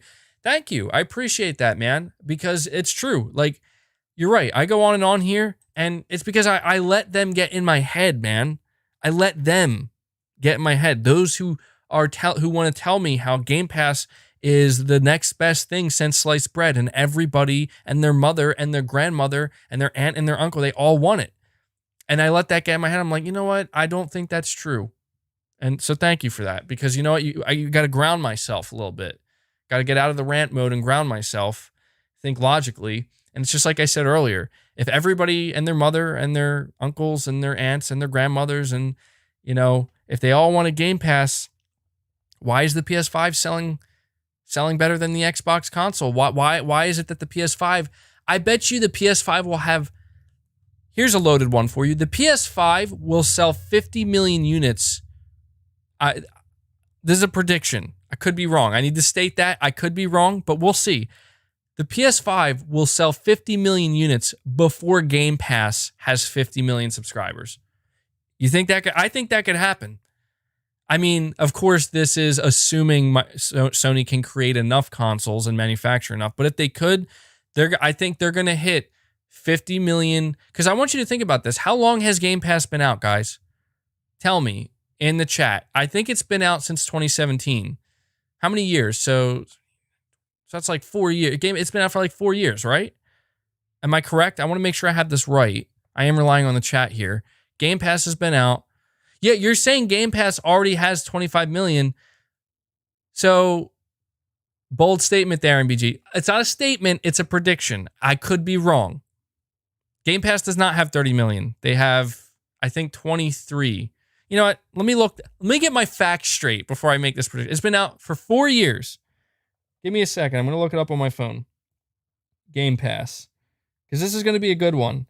If anything, it'll just be very interesting. I'm not saying, look, if Game Pass gets 50 million subscribers before the PS5 sells 50 million units, I mean, can we at least agree Xbox had a significant head start, right? Let me see. News. Let me type in Game Pass subscribers. Game Pass subscriber count is growing fast. So we're going to get to the leak, by the way, but I'm just really interested. So as of April 20th, 21, the number of subscribers to Game Pass is over 23 million. So I think Game Pass reached 18 million subscribers in January. So from January to April, that was like, that's a pretty significant increase. So if it keeps that trajectory, then I think Game Pass could hit 50 million subs before the PS5 hits 50 million units. But if it doesn't, how sad would that be? So if it takes, how many years do you think it'll take before the PS5 hits 50 million units? Probably until, I'd say, late 2023, maybe. I think, but at the pace the PS5 is going, I think it could do it sooner. I think it could do it by early or mid 2023 at the rate the PS5 is going, if they can produce enough units. Game Pass has been out for 4 years now, and it's just now hitting 23 million subscribers. That's good. That's not bad. That's good. You think the PS5 is going to be at 23 million units sold in 4 years? No. No. It's going to be, okay, 10 million 420, 23 million 421, 30 million 1221. Well, that's the thing, dude. One thing I will tell you is Microsoft is trying to rapidly grow Game Pass. So, and they're spending a lot of money to do it. So I'm not making a bold claim. I'm making a prediction. I'm not even going to make that prediction. But let's just say, how weird would it look if, let's just say, by 2023, sometime in 2023, the PS5 sells 50. I think that's too soon, by the way. I don't know if that's too soon. I think that it's hard to say, because look at the trajectory of the PS5. The trajectory of the PS5 is significantly better than the trajectory of Game Pass was. So I guess I'm just saying, it'll be a very interesting thing to me if by, let's say, 2024, okay, let's just say early 2024, Game Pass is at, let's say, 40 million subs, for even 45 million, and then the PS5 is at 50 million units sold. I mean, you're saying 50 million units by 12/22? Dude, that'd be insane. That'd be insane. So it's weird, though, because that's the thing. We're not even comparing consoles to consoles. I'm comparing a console to a service, which makes it more interesting to me. Do you see why that adds a whole nother layer of interest? Because it's like, if Sony can actually outpace a service with their premium console, what does that tell you? That's the point I'm trying to get at. That's what I'm trying to get at. What it tells you is people like the premium console experience and the premium console games. So, I mean, so what? The PlayStation 5, it's been out for, what is it? It's been 5 months, not even half a year. And they're already close to 10 million units. They're past 5 million, I think, at this point, right? They're probably close to 7 million by this point, 7.5, maybe even close to 8, again, depending. Dude, they'd already be blown way past 10 million units right now if they had enough consoles to sell. So in less than half a year, the PS5, you're saying it's 7.29 million. I think that's from VG charts. I don't know how accurate that is. But can we all agree though that if there were enough units, the PS5 would have blown past 10 million, right? We can all agree on that. But you're saying it's sitting at around 6.5, not 10. I'm not saying it's sitting at 10. I'm saying it could if there was enough. Let's just say it's at 6.5, 7 million units roughly. So by the time it's out for 6 months, I could see it sold at around let's say between 7.5 and 8 million units, right? So in just half a year, the PS5 manages to do that, and it took Game Pass 4 years to get 23 million subs at $10, or even a lot of other deals where it's $1, right? $1 on multiple devices. So I'm just saying, if the PS5 ends up outpacing Game Pass numbers, not only is that sad, but it just goes to show that it's not always about the best deal. That's all. I'm very fascinated. I'm very interested to see what ends up happening here.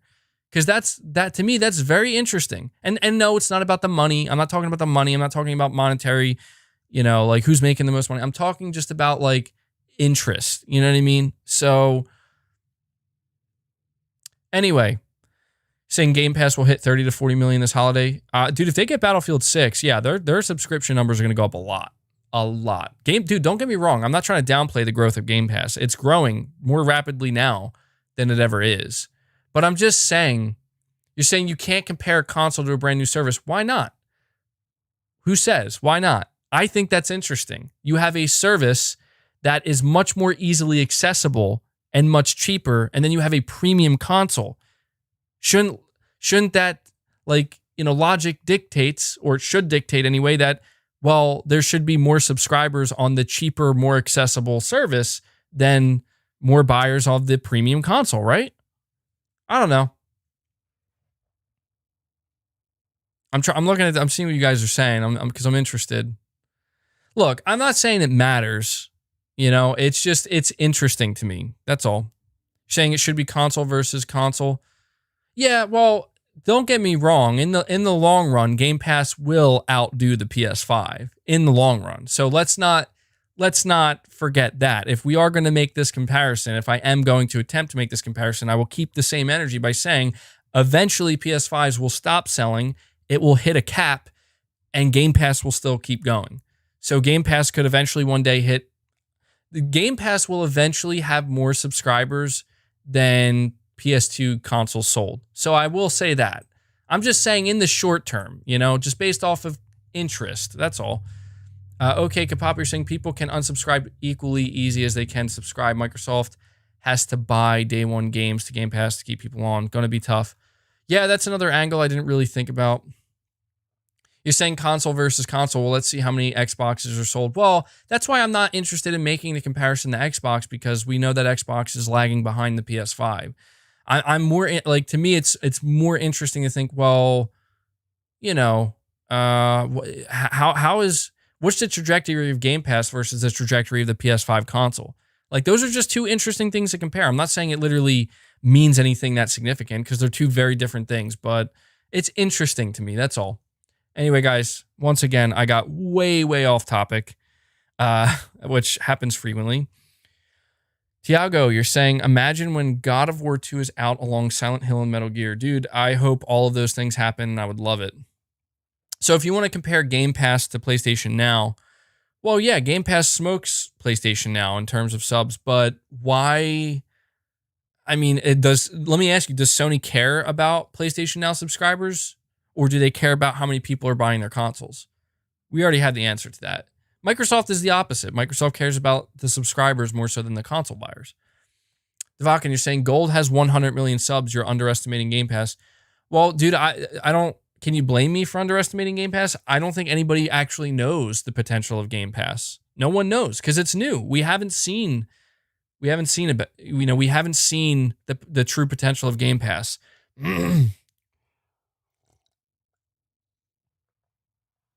All right. No more Game Pass talk. We thought this is going to be a Game Pass podcast. All right, we are still talking about Xbox though.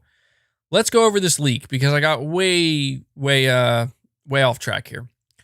So according to a well-known insider, the company will be bringing the big guns during its 2021 E3 press conference, including Forza Horizon 5, Starfield, and Halo Infinite.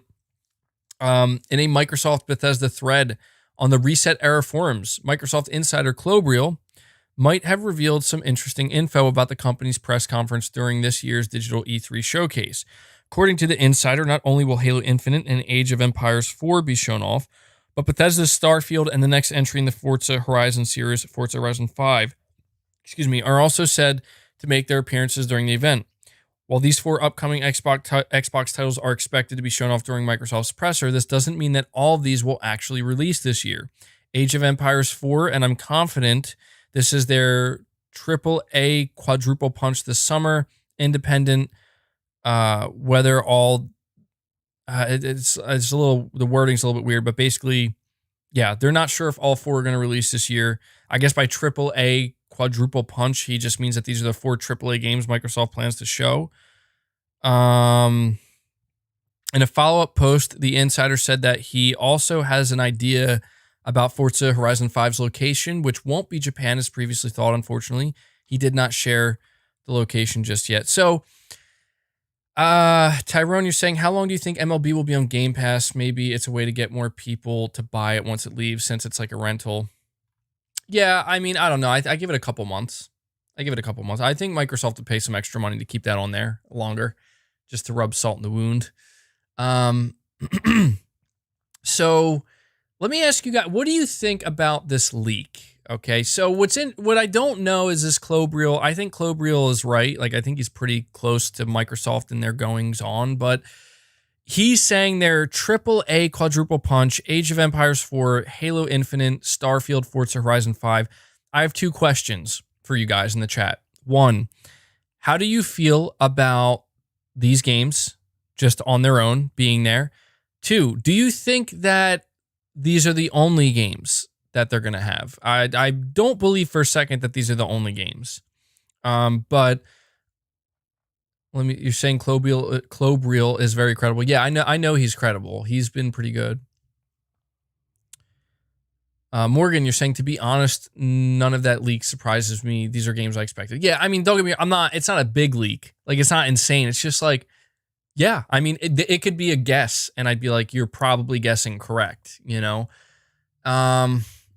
So for me personally, the only game here that gets me genuinely excited is Forza Horizon 5. I loved Forza Horizon 4. I got every achievement for it. So that's a game I would probably try to secure a Series X to play, honestly. I don't know like if it's going to come out this year. I would be excited if it did. But Halo, I do not care about. Age of Empires, I don't care about. Starfield, to me, is the wild card here. Okay, so for me, I doubt Starfield is a game I'm going to be excited about. Because people have said, and I don't know how true this is, they're like, oh, Starfield is the Elder Scrolls in space. If that's true, I'm out. I'm automatically out. I do not like the Elder Scrolls. I just don't. I tried playing it before, and I'm literally like, what is there to like about this game? Some people may think I'm an insane person for saying that. I'm just being honest. I did not like it. It was way too janky for me. If that's what Starfield is, I have zero excitement. But if it's not that, I'm interested. So, Nailyo Gaming, I don't know if I'm saying that right.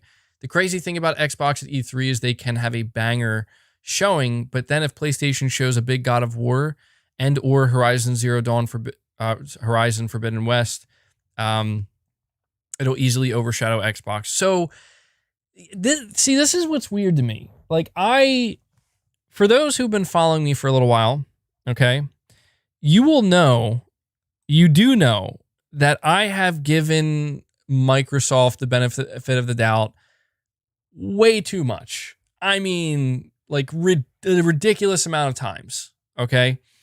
Last year, for those who were following, you know, I was literally like, this is it. This is the year Microsoft makes their big comeback in terms of like blowing people away. I streamed that event. I believe it was in July. And it wasn't terrible, but man, it was not what it needed to be. And I was like, whoa, like I really believed that was the moment.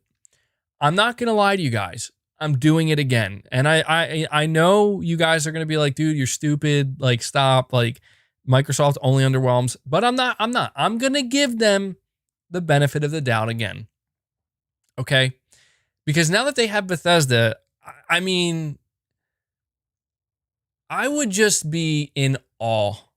I would laugh. I would probably laugh myself silly if Microsoft failed to wow people this year.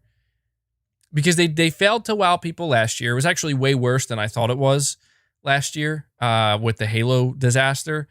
If they failed to wow people this year, or even somehow let them down or like make them angry, I don't know what I'm going to do. Like, I will be convinced, I mean thoroughly, I mean more so than ever in my life with Xbox, it's over. Like, as in like this, they're just never going to appeal to me again or get me excited again.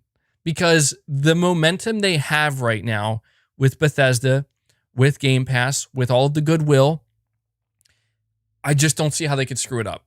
I'm of the mindset right now that Microsoft is a titan that never really brought their strength to the battles every summer. Like, they're a titan, they can if they want, but they're not, because they're just not like they're just not doing what they should be doing. This is the year where I feel like now they're gonna clash with Sony in a big way. I'm giving them that benefit of the doubt because there's absolutely no reason why in 2021, in mid 2021, that especially after acquiring Bethesda, that they shouldn't be going head to head with Sony in terms of excitement, the quality of their announcements and reveals, right? Am I wrong about that? I don't think I am. Let me get these super chats. Michael, you're saying Game Pass subs going to go down only if Sony takes PlayStation Now to the next level, make it better, and also PlayStation Now will have way more games than Game Pass. Oh yeah, dude, I've been saying that. Like, everybody's like, oh, what's Sony going to do to compete against Game Pass? I've said it ad nauseum, and I'll say it again. I'll say it for as long as I have to. Sony could have their own better version of Game Pass tomorrow if they wanted. If they wanted, they could. They don't need it. They don't want it.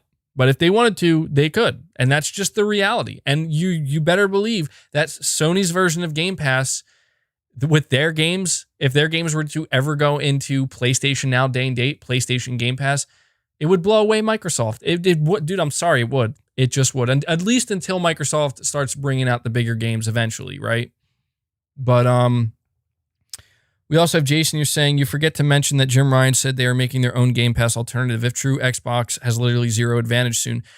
That's what I'm interested in, because I don't know. I don't think when Jim Ryan says that, you're saying the stream is breaking. Guys, can you let me know, is it crapping out? I did say in the beginning we could have technical difficulties.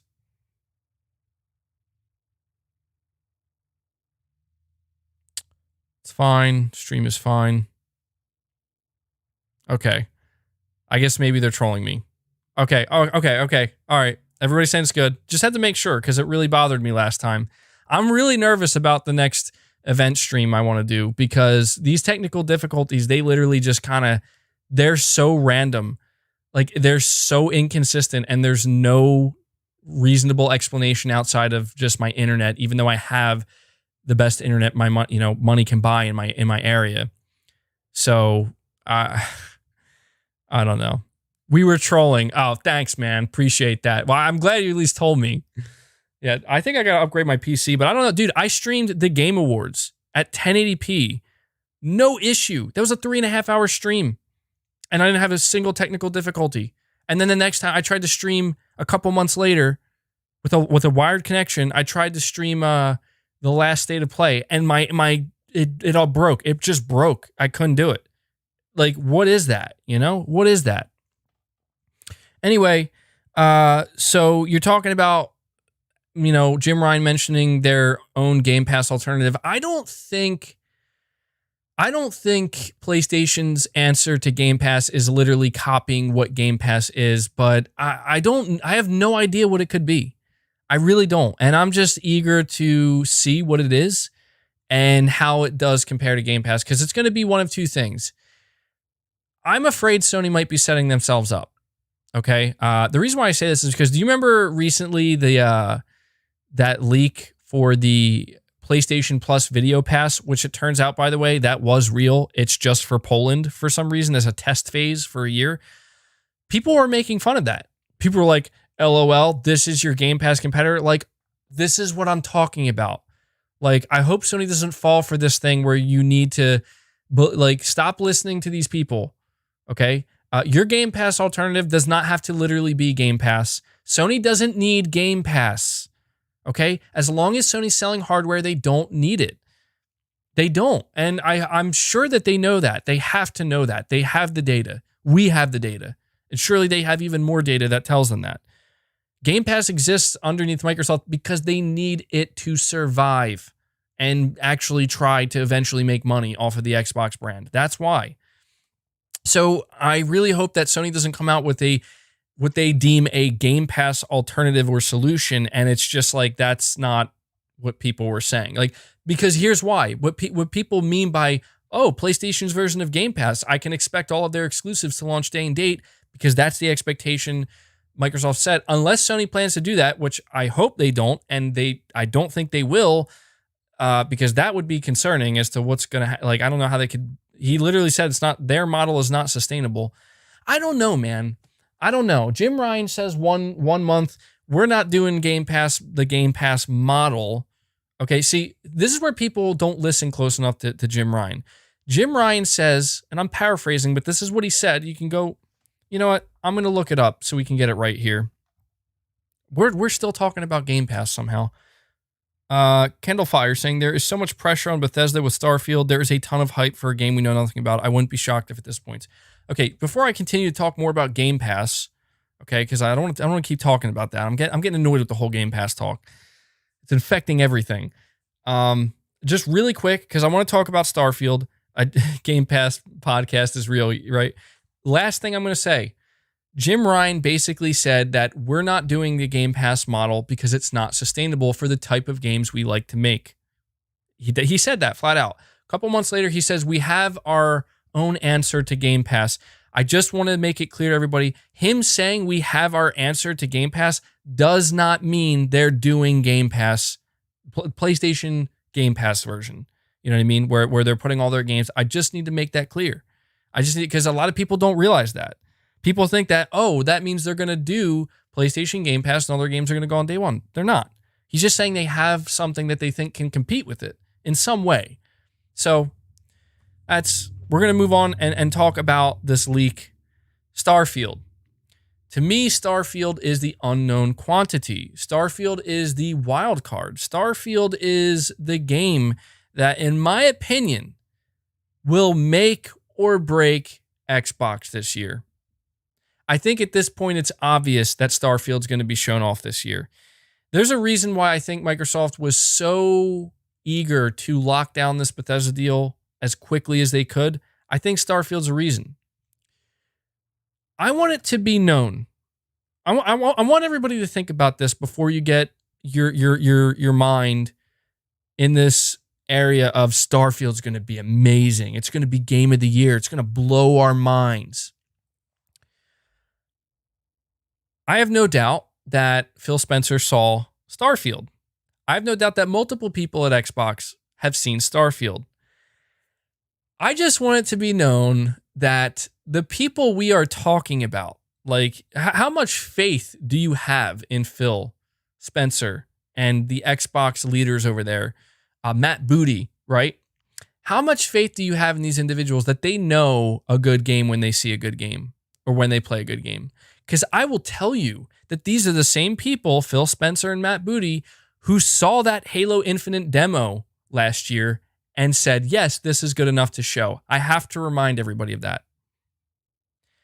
I will admit, Starfield has a couple of advantages that 343 does not. Okay? Yeah, see, you're saying MBG, Sony wanted to lock up Starfield. That's what makes me nervous. Not nervous, but like, it makes me, this is why I give them the benefit of the doubt. Because you're right. Sony wanted to lock up Starfield. I said earlier in this stream that when Sony wants to bring a game exclusively to their platform, I'm paying attention because they see something. So I am going to give Starfield, Microsoft, and Bethesda the benefit of the doubt, and I think Starfield's going to blow people away. And I think, and I know this is a shocker. Is this MBG saying this? I think, yeah, Luke, you're saying Phil Spencer said last year that their E3 event or their own event would have mic drop moments. I can't ever take him seriously again. Dude, I agree. That was insane. He actually said that, and then we saw what we saw. I'm going to still give him the benefit of the doubt because I don't want to... I'm just trying to... I'm not saying I'm trying to set them up for failure. I'm just saying that, like, I hear it a lot. I hear it. Like, dude, Starfield, man. Starfield. I'm like, okay, I don't know anything about Starfield. No one does. I don't know what it's going to look like. I don't know what it's going to play like. I don't know what their first showing of it's going to be like. I'll give it a chance. And I look at it as a wild card because if there's any game right now, like, you know, people are like the Elder Scrolls, Fallout, like, okay, let's come back here into 2021. Those games are literally not. And did you guys see that report, by the way? True Witty, you're saying Returnal PS blog says PS4 and PS5, maybe mistake. I think Returnal could run on a PS4. Well, no, I don't know, actually. No. You look at the way they're utilizing the effects. If it had to run on PS4, it would have to be dramatically, like, the fidelity, the frame rate probably, to keep all those effects. But I think that was just a mistake. But anyway, so there's just so much that bothers me about, like, Xbox right now because people forget. They forget so quickly, and they're gluttons for punishment is what they are. Cypher, you're saying, I think I will wait for the Starfield Alexa version. LOL. Yeah, dude, listen. You're asking me, am I excited for Returnal on Friday? Hell yeah, I am. Hell yeah, I'm excited. This podcast might go a little bit longer than I expected because I wanted to make sure to talk about Returnal. You're saying Returnal is procedurally generated, no way it could run on PS4? Come on, man. I mean, I could be wrong. I'm not the most technically versed person when it comes to this stuff, in case you're not aware. But stream confirmed, yes. As long as everything goes according to plan, I mean, I should be getting a physical copy from Amazon, physical for life. As long as it comes on time, I hope to have a stream the game the day it launches. But Starfield, to me, is the wild card because, look at the position that Microsoft has put themselves in. They have blown up this hype balloon for Xbox and for their next event and this Bethesda acquisition to where you're right. Whoever said that about Starfield having so much pressure on it, it does. And it's either, again, this is a make or break situation. Halo, I'm going to be honest, Halo missed its chance. It can still come back and impress people and win people over. I'm not saying it can't.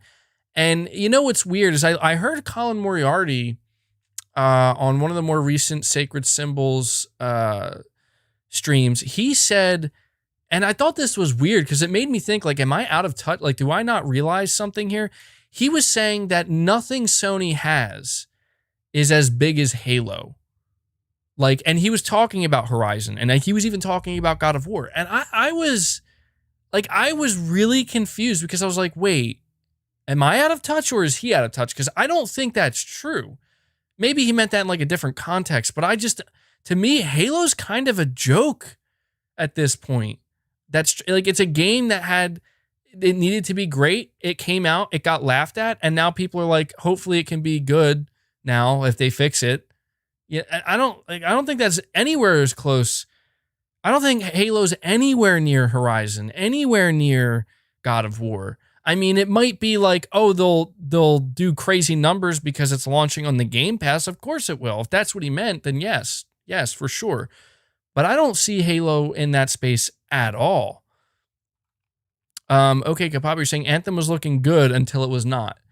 It's worth noting, Anthem was shown off as the big closer for what? I think Xbox's E3 2017. It was either 2017 or 2018. But yeah, right? Anthem was looking good until it didn't.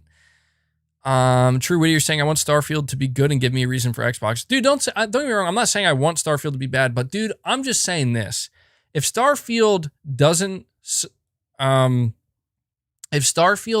impress, and when I say impress, I'm not just being like, oh, that looks pretty good. No, I mean, like, it has to come out and be like, whoa, like, that's okay, here we go. If it can't do that, it's not going to be good, man. It's because Forza's not going to do that. I love Forza. I'm super excited about Forza Horizon 5. That's not the game that's going to do it. It'll be exciting to see for sure. That's not the game. That's what we already expect. Halo's not going to do it. I don't care if Halo looks better than anything graphically Sony has shown off. It's not going to do it. It had its chance and it dropped the ball big time. At this point, the expectation for Halo is, please be good. I just hit my mic. Please be good.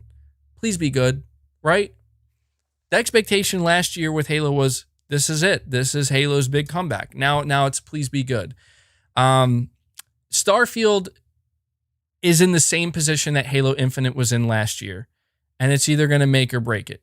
Do you notice how we don't have these conversations about Sony's games? Is there any question that Horizon's going to be not good, great? Is there any question? No, there isn't. Is there any question that the next God of War is going to be good or great? No, there isn't. Is there any question that the next new IP from Sony is going to be good or great? Well, we're seeing that with Returnal. What's it doing? It's surprising people. So no, I don't think there is. London, you're saying MBG, what do you think Sony's goal is with the sizzle reels for PS5 coming out this week? It's kind of weird to post these now, in my opinion. My theory is Sony basically struck a deal or something behind the scenes. Because keep in mind the timing of this, Jim Ryan gave an interview where he confirmed that they requested more production for PS5s. He didn't say whether or not they said yes or no. Sony requested it. The fact that they're showing these ads and really starting like push the PS5 console again, that tells me that it's because they're coming into an influx of consoles that they did say yes and are going to manufacture more. That's my theory. Could be wrong about that. We have Kendall Fire again. You're saying anybody that cares about Halo already has an Xbox and we're never going to buy a PlayStation. I doubt there's anything that game can do to blow non-fans' minds. Dude, I mean, that's the thing. I feel like Halo, it's still, like, Halo is going to do well because of the name. But Halo combined with Game Pass, it's going to do well. And that's why I just don't take it seriously anymore. That was one of the things that pissed me off so much last year about Halo Infinite as somebody who doesn't even care.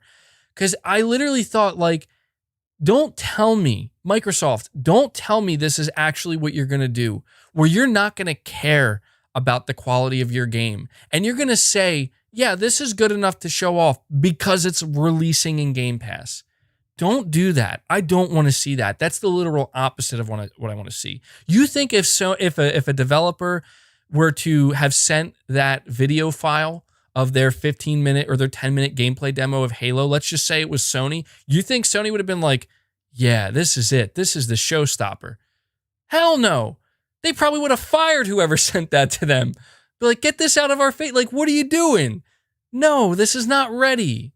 See what I'm saying? Like, I just need you guys to understand 343 was apparently in a terrible, terrible spot in terms of the way their studio was run and the way things went. Like there was There was a reason why Halo Infinite looked like that, and why after all of these years, it still just did not impress anybody. It's because the studio wasn't being managed or run correctly.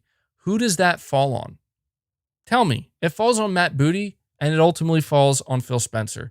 This is why I am not excited for anything Xbox's. I don't mean that. Like, there are some things I am excited for because I'm a human and I'm going to get excited, but I don't have faith. I just do not have faith. I mean, keep in mind, Halo Infinite came out looking like that. Okay? It came out looking like that before Xbox bought Bethesda. So that means that it was even more important that it delivered. And that was when Microsoft was running less studios. They had less studios to manage, and it still happened. These are things that people don't talk about. Now, granted, Bethesda is kind of, they're autonomous. Bethesda is pretty much autonomous, and I think that's a big reason Microsoft bought them. I don't think Microsoft would have bought Bethesda if they're like, well, we got to run all these guys now. Like, we can't do that. But they still do to an extent. Devakin, you're saying Halo and Starfield are safe 90 meta games for Xbox. Okay. You said it, man, not me. You said it, not me. Let me see. We have Christopher, you're saying MBG Halo is not going to sell well. The fact that you can't dual wield at launch is concerning. That was a core mechanic / feature of the older games. I saw that. I saw people freaking out about that. Like, they were like, Halo fans were making a big deal out of that. I'm not a big Halo fan, but that was like, yeesh. Like, is it that bad? Is it that bad? Guys, by the way, really quick, hit the like button. I know I have to keep saying it, but we're actually past 700 likes. Can we get to 800 likes? That would be phenomenal. Please hit that like button. Just takes a second. Exit out of the chat, hit the like button, and then come back to the chat. Appreciate that. And then we have Dockin Zelda. You're saying, do you think the PS5 will eventually get backwards compatibility, or should I get a PS3 and buy out digital exclusives before the store goes down? I don't think you have to panic buy anything. If you're going to do that, do it slowly over time. But I don't know, man. When it comes to Sony and backwards compatibility outside of PS4, I wish I could tell you something other than just pure speculation. Because if I say they will, I feel like that's being too hopeful. If I say they don't, then I could be completely wrong. I don't know. When it comes to backwards compatibility, I want to say, like, my gut is telling me don't expect anything. Just to play it safe. Just don't expect anything. That's what it's telling me. Siler, you're saying hope for the best, expect the worst. Yes, Siler, that is a very good saying that my father used to tell me. You'd always say, hope for the best, but be prepared for the worst. And I feel like when it comes to Xbox, that's exactly how I'm going into it.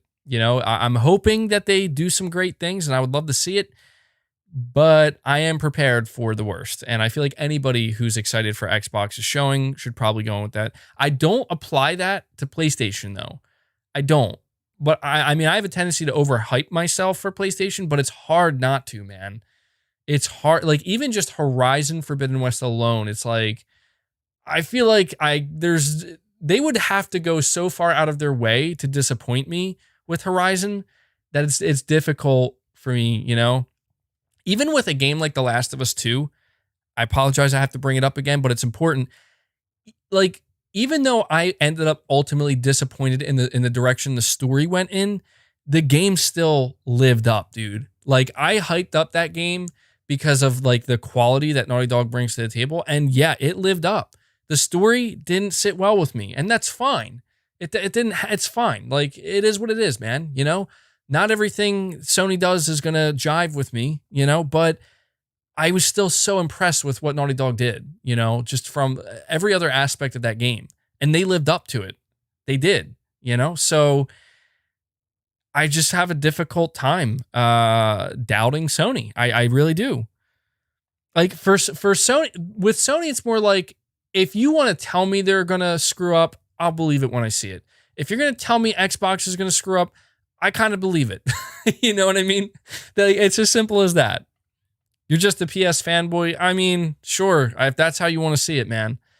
If that's how you want to see it. I mean, I'm going to be tuning in to Xbox's conference, and I'm going to be hoping for something great, man. Dude, make no mistake. If we're going to, as long as my internet and my, PC allow it, we're going to stream the Xbox E3 and their events. And if they show something amazing, dude, I'm going to tell you. Did you guys forget last year how I was screaming with excitement when they showed State of Decay 3? I was like, this is awesome. I was a little bit disappointed that we only just got a CG trailer, but I was pumped, man.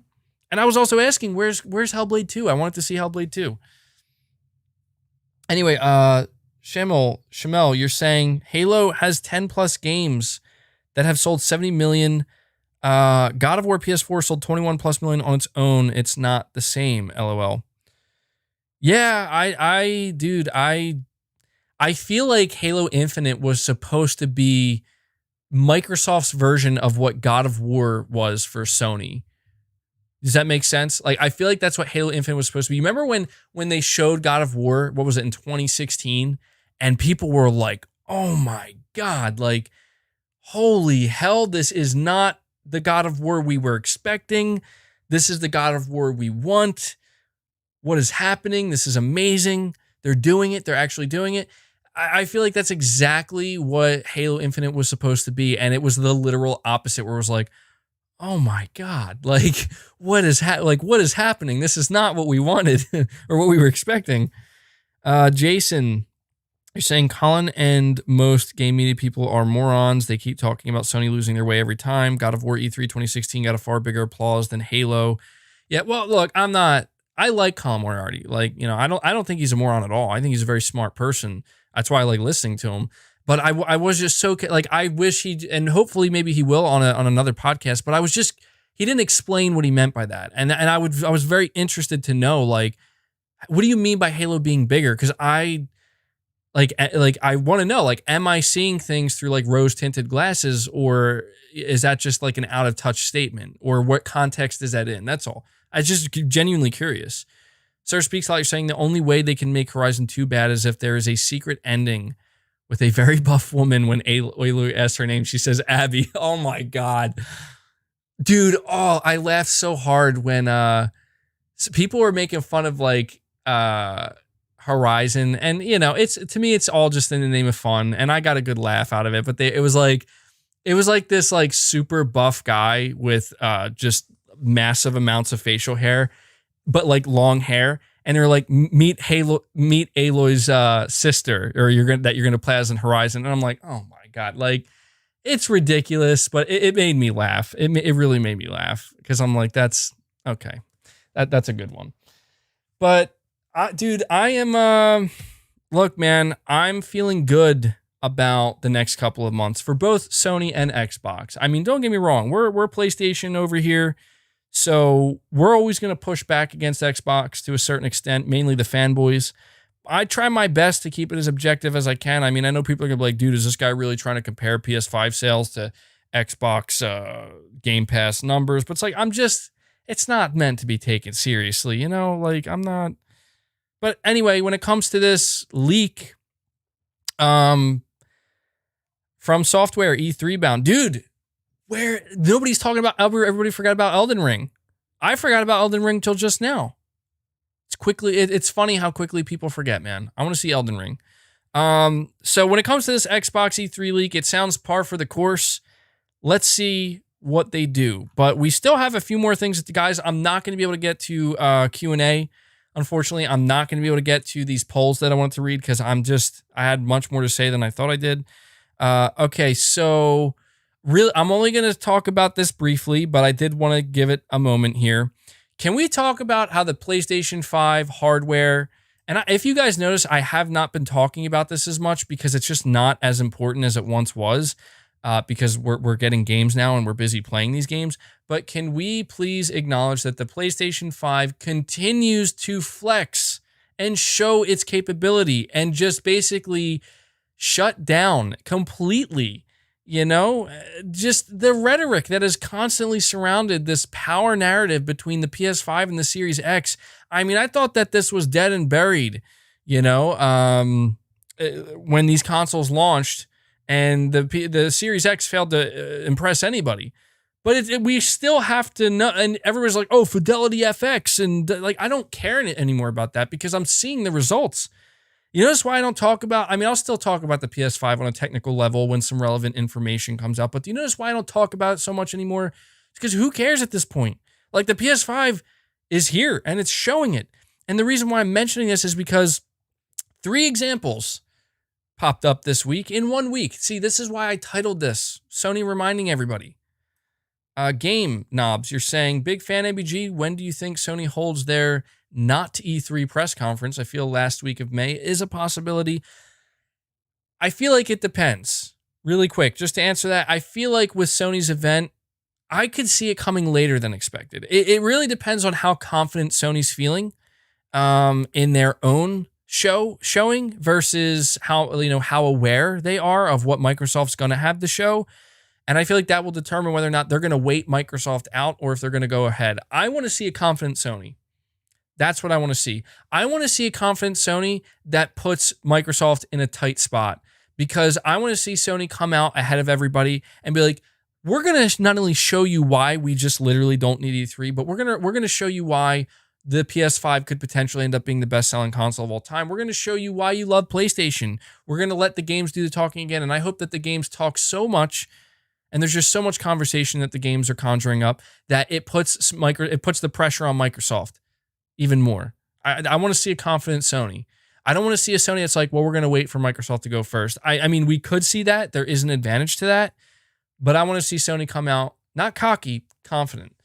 Leal saying Returnal is hard, supposedly surprised at that. I think that's just because it's the nature of it being a roguelite. It's going to be a little bit more challenging. I don't think it's, I heard Skill Up, he talked about the game. He said it wasn't as hard as they made it sound like it was going to be. Maybe he's just really good at games. I'm sure he is. But he said it really wasn't that hard. So I wouldn't let that deter you. But anyway, PS5 flexing once again. So this week, the PS5 has been showing what it is capable of. I mean, don't get me wrong. We've already seen a lot of games running on the PS5 that already impress us, but we are seeing it more and more. So there's 3 things that happened this week. 1, Resident Evil Village, when played with ray tracing enabled, still maintains 60 FPS the majority of the time while running at, I think it's an upscaled or dynamic 4K on the PS5 with ray tracing. Again, something that a certain group of people would try to convince you is just not possible, or it shouldn't be possible, right? Because it's the weak station 9 point whatever teraflop PS5. And here we are. Do you remember? Oh, 1080p. The PS5 struggling to run Resident Evil Village at 1080p 60 frames. Now, look, granted, I'm sure there were probably improvements and refinements and optimizations that needed to be made, but this is a far cry from that. So we have that. We have the reveal that Returnal, another AAA PS5 exclusive with a lot going on screen, by the way, in terms of particle effects, confirmed to run at dynamic 4K 60 FPS with ray tracing enabled. Oh, that's crazy. I thought the PS5 couldn't do that, right? And then number 3, and this one isn't really a big deal, but it's just fun to mention. So we have MLB The Show having I believe it was said to be a clear frame rate advantage on the PS5. Now, I know, but it's a Sony game. They did that on purpose, blah, blah, blah. I'm just saying MLB is just another game on top of many other games. Returnal is 1440p. Dude, I don't care what resolution Returnal's at. It looks amazing. MLB is a Sony studio, or developed by a Sony studio. I know that. So, oh man, they purposely gimped it, whatever. I don't necessarily know that that's true. What I do know is that this would not be the first time we've seen a frame rate advantage on the PS5. Now, that's not to say the Series X doesn't have its own advantages. Of course it does, but I am just tired. So tired of you just wait. You wait till they unlock the full power of the Series X. You wait. Oh, I'm waiting. I've been waiting. It's been 6 months and I'm still waiting.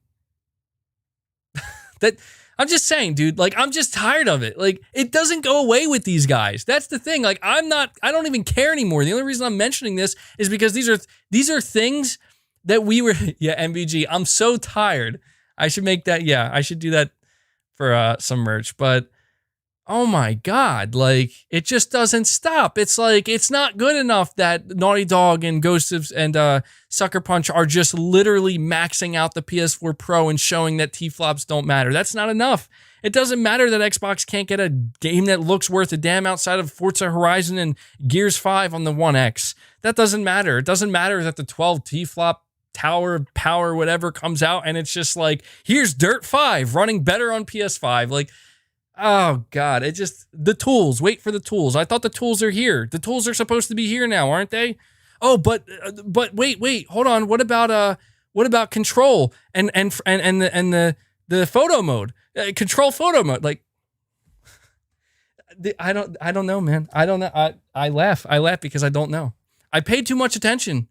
I pay too much attention to these people, man. It's fun though. I'm having fun, in case you can't tell. It's not serious, man.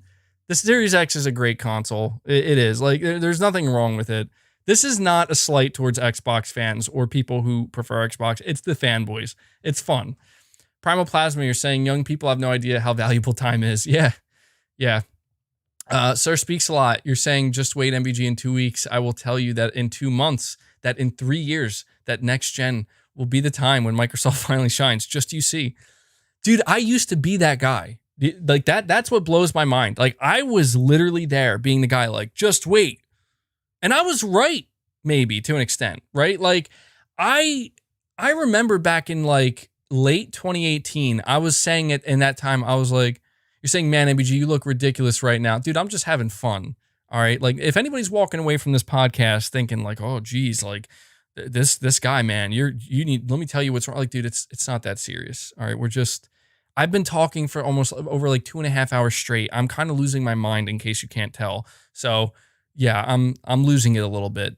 But well, let me tell you, dude, like, I remember back in late 2018, I was saying, dude, I'm not kidding. Like, it seems to me, based off of everything Phil Spencer's saying and the direction Microsoft is going, that 2020 is going to be the year that they make the big comeback and finally deliver everything we've been hoping for, because that's when next gen kicks off. I actually believe that, man.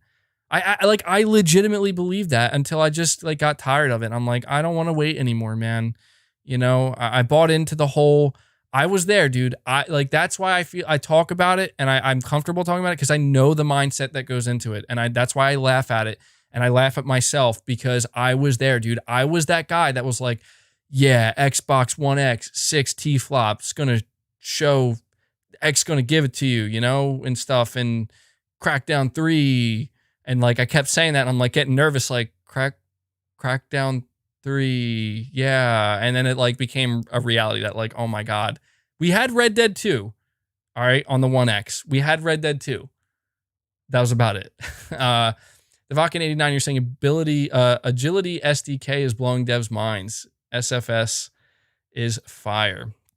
So yeah, I'm just having some fun.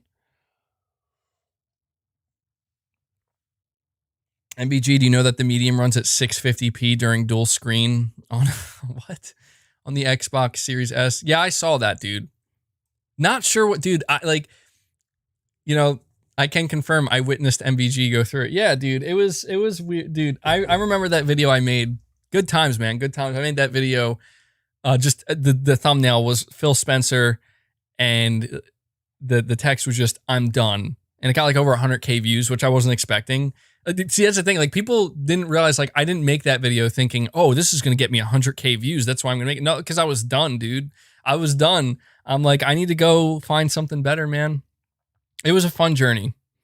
And this podcast has been a fun journey, guys. I got to tell you, we still have over 1,000 people here, and you guys are absolutely crushing it. We're over 800 likes, almost at 840. Can we get 900 likes? Is that possible? Let's see if we can do it. I'd really appreciate that. I do, believe it or not, okay, I don't think I can go on much longer, because this is going to be a 3-hour podcast. Give me a second, guys. I got to make sure I got to make sure I can keep going. Actually, hold on one second.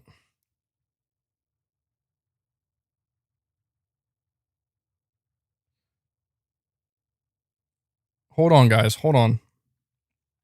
Because I got one more thing I got to go on about, but I gotta make sure I'm not missing. I'm not late for something, you know.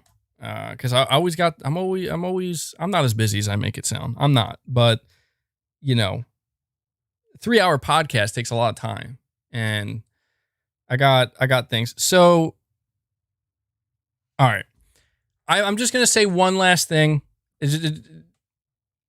And then I'm gonna have to end it here because I'm clearly losing my mind, and I got some stuff I got to take care of. So look, we had a lot of exciting things to talk about today, and I know that my title is a little bit to some people it's egregious. Like PlayStation reminds everyone, PlayStation 5's Power Flex. It's not that serious. I think both Sony and Microsoft they're doing good. It's just I think that Sony went a long way this past week in reminding people that they do a lot of great things. And there's a reason why people are as passionate, like myself, about the PlayStation brand as they are. And I think that recently these reasons have just kind of been tossed away, or not tossed away, but pushed to the wayside to make room for other kind of, I don't want to say ridiculous reasons, but things that just people just want to go on and on and on about in a negative way, where it's like, okay, but can we get back to reality here? So that's all I really mean by this. Ice Siler saying, whatever happened to that weird article about RE8 having issues running on PS5, but now it's on PS4? Yeah, I don't know, man. I don't know. I remember going in hard with those, before, but I also want to let everybody know, I've seen some messages in the chat from some of my channel members. I'm going to try to make more of an effort to acknowledge the chat for channel members who are saying things, because you guys are paying me directly, to support the channel. And it can be difficult because I'm trying to balance this a lot, but I just want to mention that because I know that some of you are getting a little upset that, you feel like, you are a member and, I should be trying to read some of your, and because I agree with that. I do agree. You are a member. You are helping support the channel. So if I haven't been answering or responding to anything you guys have been saying and you are a member, don't take it personally.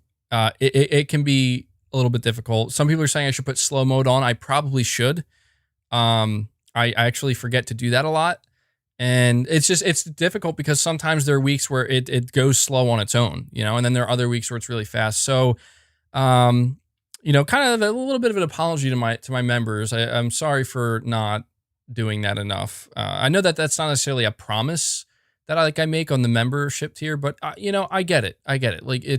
You guys are going above and beyond, just like a super chat to make yourself known. So,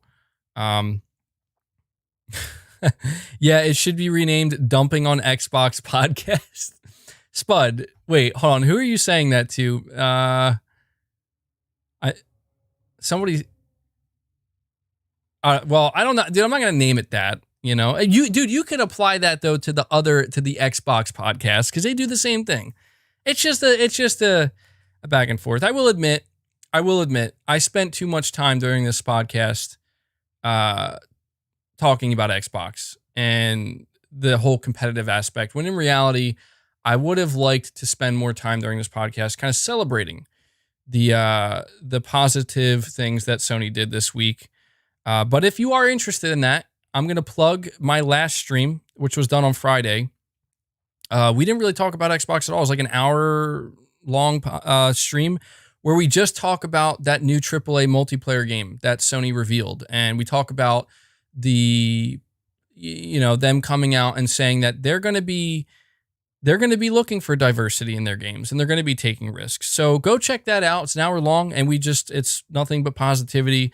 I clearly came into this podcast a little bit heated today, but I had a good time. I gotta tell you, I hope you guys had a good time as well.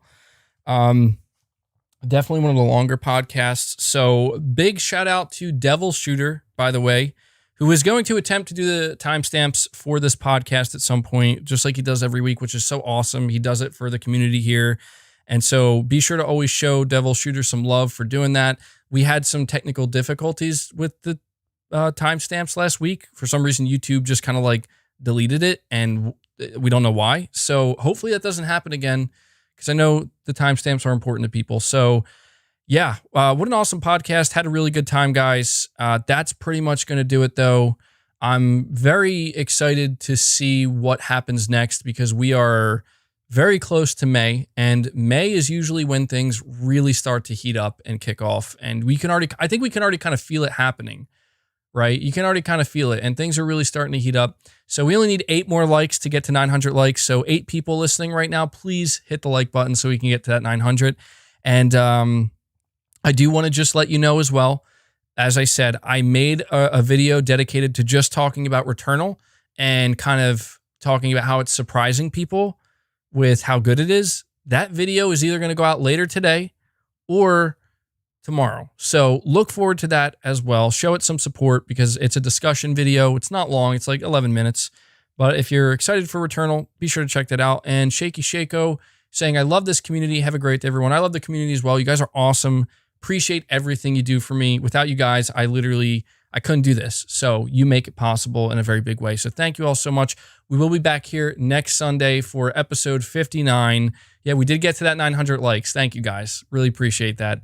We will be back here next week, Sunday, same time for episode 59. Will be interesting to see what we have to talk about. But until next time, guys, take care.